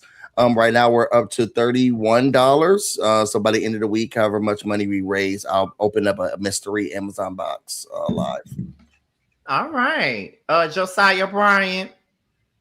All right, so Mondays, whether you like or not, panel here. Wednesdays, Heart and Hustle Houston with Giving You the Real Tea and Really Be TV. So that's a side whether you like or not panel. We'll be starting that on Wednesday. I'll reach out to the group chat. Also Wednesday night, I'll be reacting to y'all like the Dr. Candace Matthews reactions I've done. So I'm gonna react to another one. And then Thursday is Roast and Review with T and Scotty on Bell Collective. And then Friday is JoJo Night Live. And I'll be going earlier because Friday I'll be busy. So that's it. Boom. He's gonna be busy dancing on tables. Next place. Yeah. Remarks complete. Remarks complete. T. Roast and Review on Thursday with Scotty and JoJo. I already got the link made, so y'all make sure to be there for that.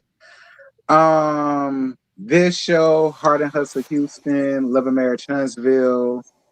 I'm thinking about doing This Is Polly, that show on WeTV with them niggas and all them wives.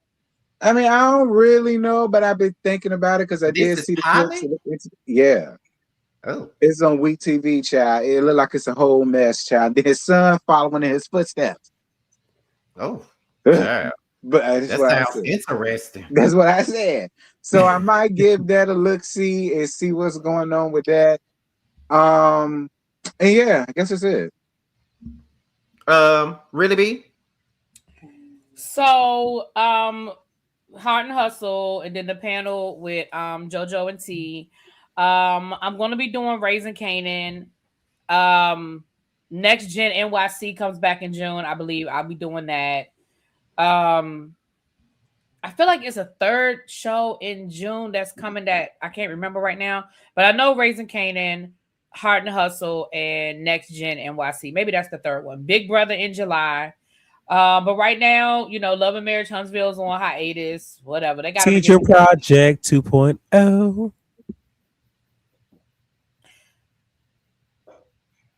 The Teacher Project 2.0. What the fuck is she about? Function? What the hell?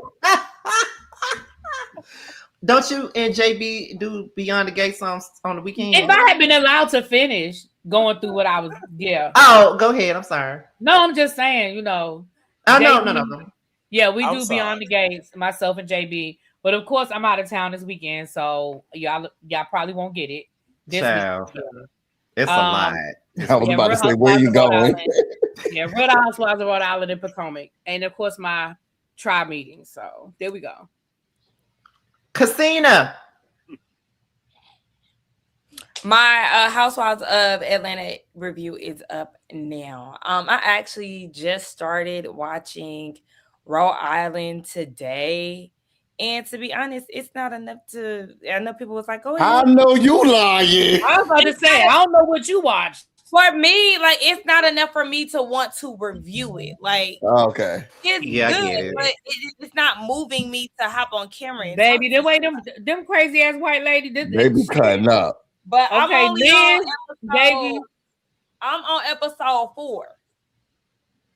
I mean, if it don't move you, it don't move you. But that thing moved the hell out of me. So I'm on episode 4. Oh, That's it. Sakina. yeah, that's it. Oh, okay. Well, of course I do Real Housewives of Atlanta. This panel on Mondays. Me, T, L, Teddy, and my friend DJ, we was doing a Divorce Sisters panel, and it was so good. We only got to do it for 3 weeks. And the way them fools was cutting up. We only got to do it for 3 weeks, but we might use that panel for something else. But it was a good panel while it lasted. Oh yeah, y'all had already said he was gonna leave. Now Yeah, I've been losing brain cells watching Bad Boys on Zeus. Nope. And I kind of want to talk about it just a little bit. Damn, really be just a little bit. But I'm not sure yet. If you decide to outro, I love Bad Boys. I did not know you watched it. I love Bad Boys. I've been losing brain cells watching it. I don't know why. But and what else I got? Love and Marriage Huntsville. I know their reunion is coming up. Bell Collective comes back. Bell Collective comes back this Friday. Being that most of us will be in Houston, I'm not sure if I'm gonna be able to. I'm gonna bring my laptop just in case, but I know I won't be doing Bell Collective Friday night. Love and Marriage Huntsville Saturday night either. I believe I won't be able to do any reviews until I get back home from Houston. I really feel that way because there's gonna be a lot going on. And being that it's June and it's Black Music Month, I told you guys I'm gonna start doing music content. Me and DJ are still gonna finish our Keisha Cole album reviews, but I also have a segment called Songs That Were Problematic. And it's like a reaction video where I go through all the songs. I play the song and I stop at the problematic parts and stuff, like songs that we did know that was problematic when we were growing up, but now that we've grown, we listen to it now and it's like, oh, that shit was problematic as fuck. Like that's some of the things I'm gonna do. But that's pretty much the gist of it. And the Ghetto Gays of Atlanta start spec filming next week. All right. But anyway, with that being said, you all, we are done. We are out of here. Next week we'll be over on T's page, and hopefully we win this Saturday at the Starry Awards for the best panel. Okay. And with that being said, y'all will know if we won or not. Y'all will know. But with that being said, we're out of here, you guys. Until next time,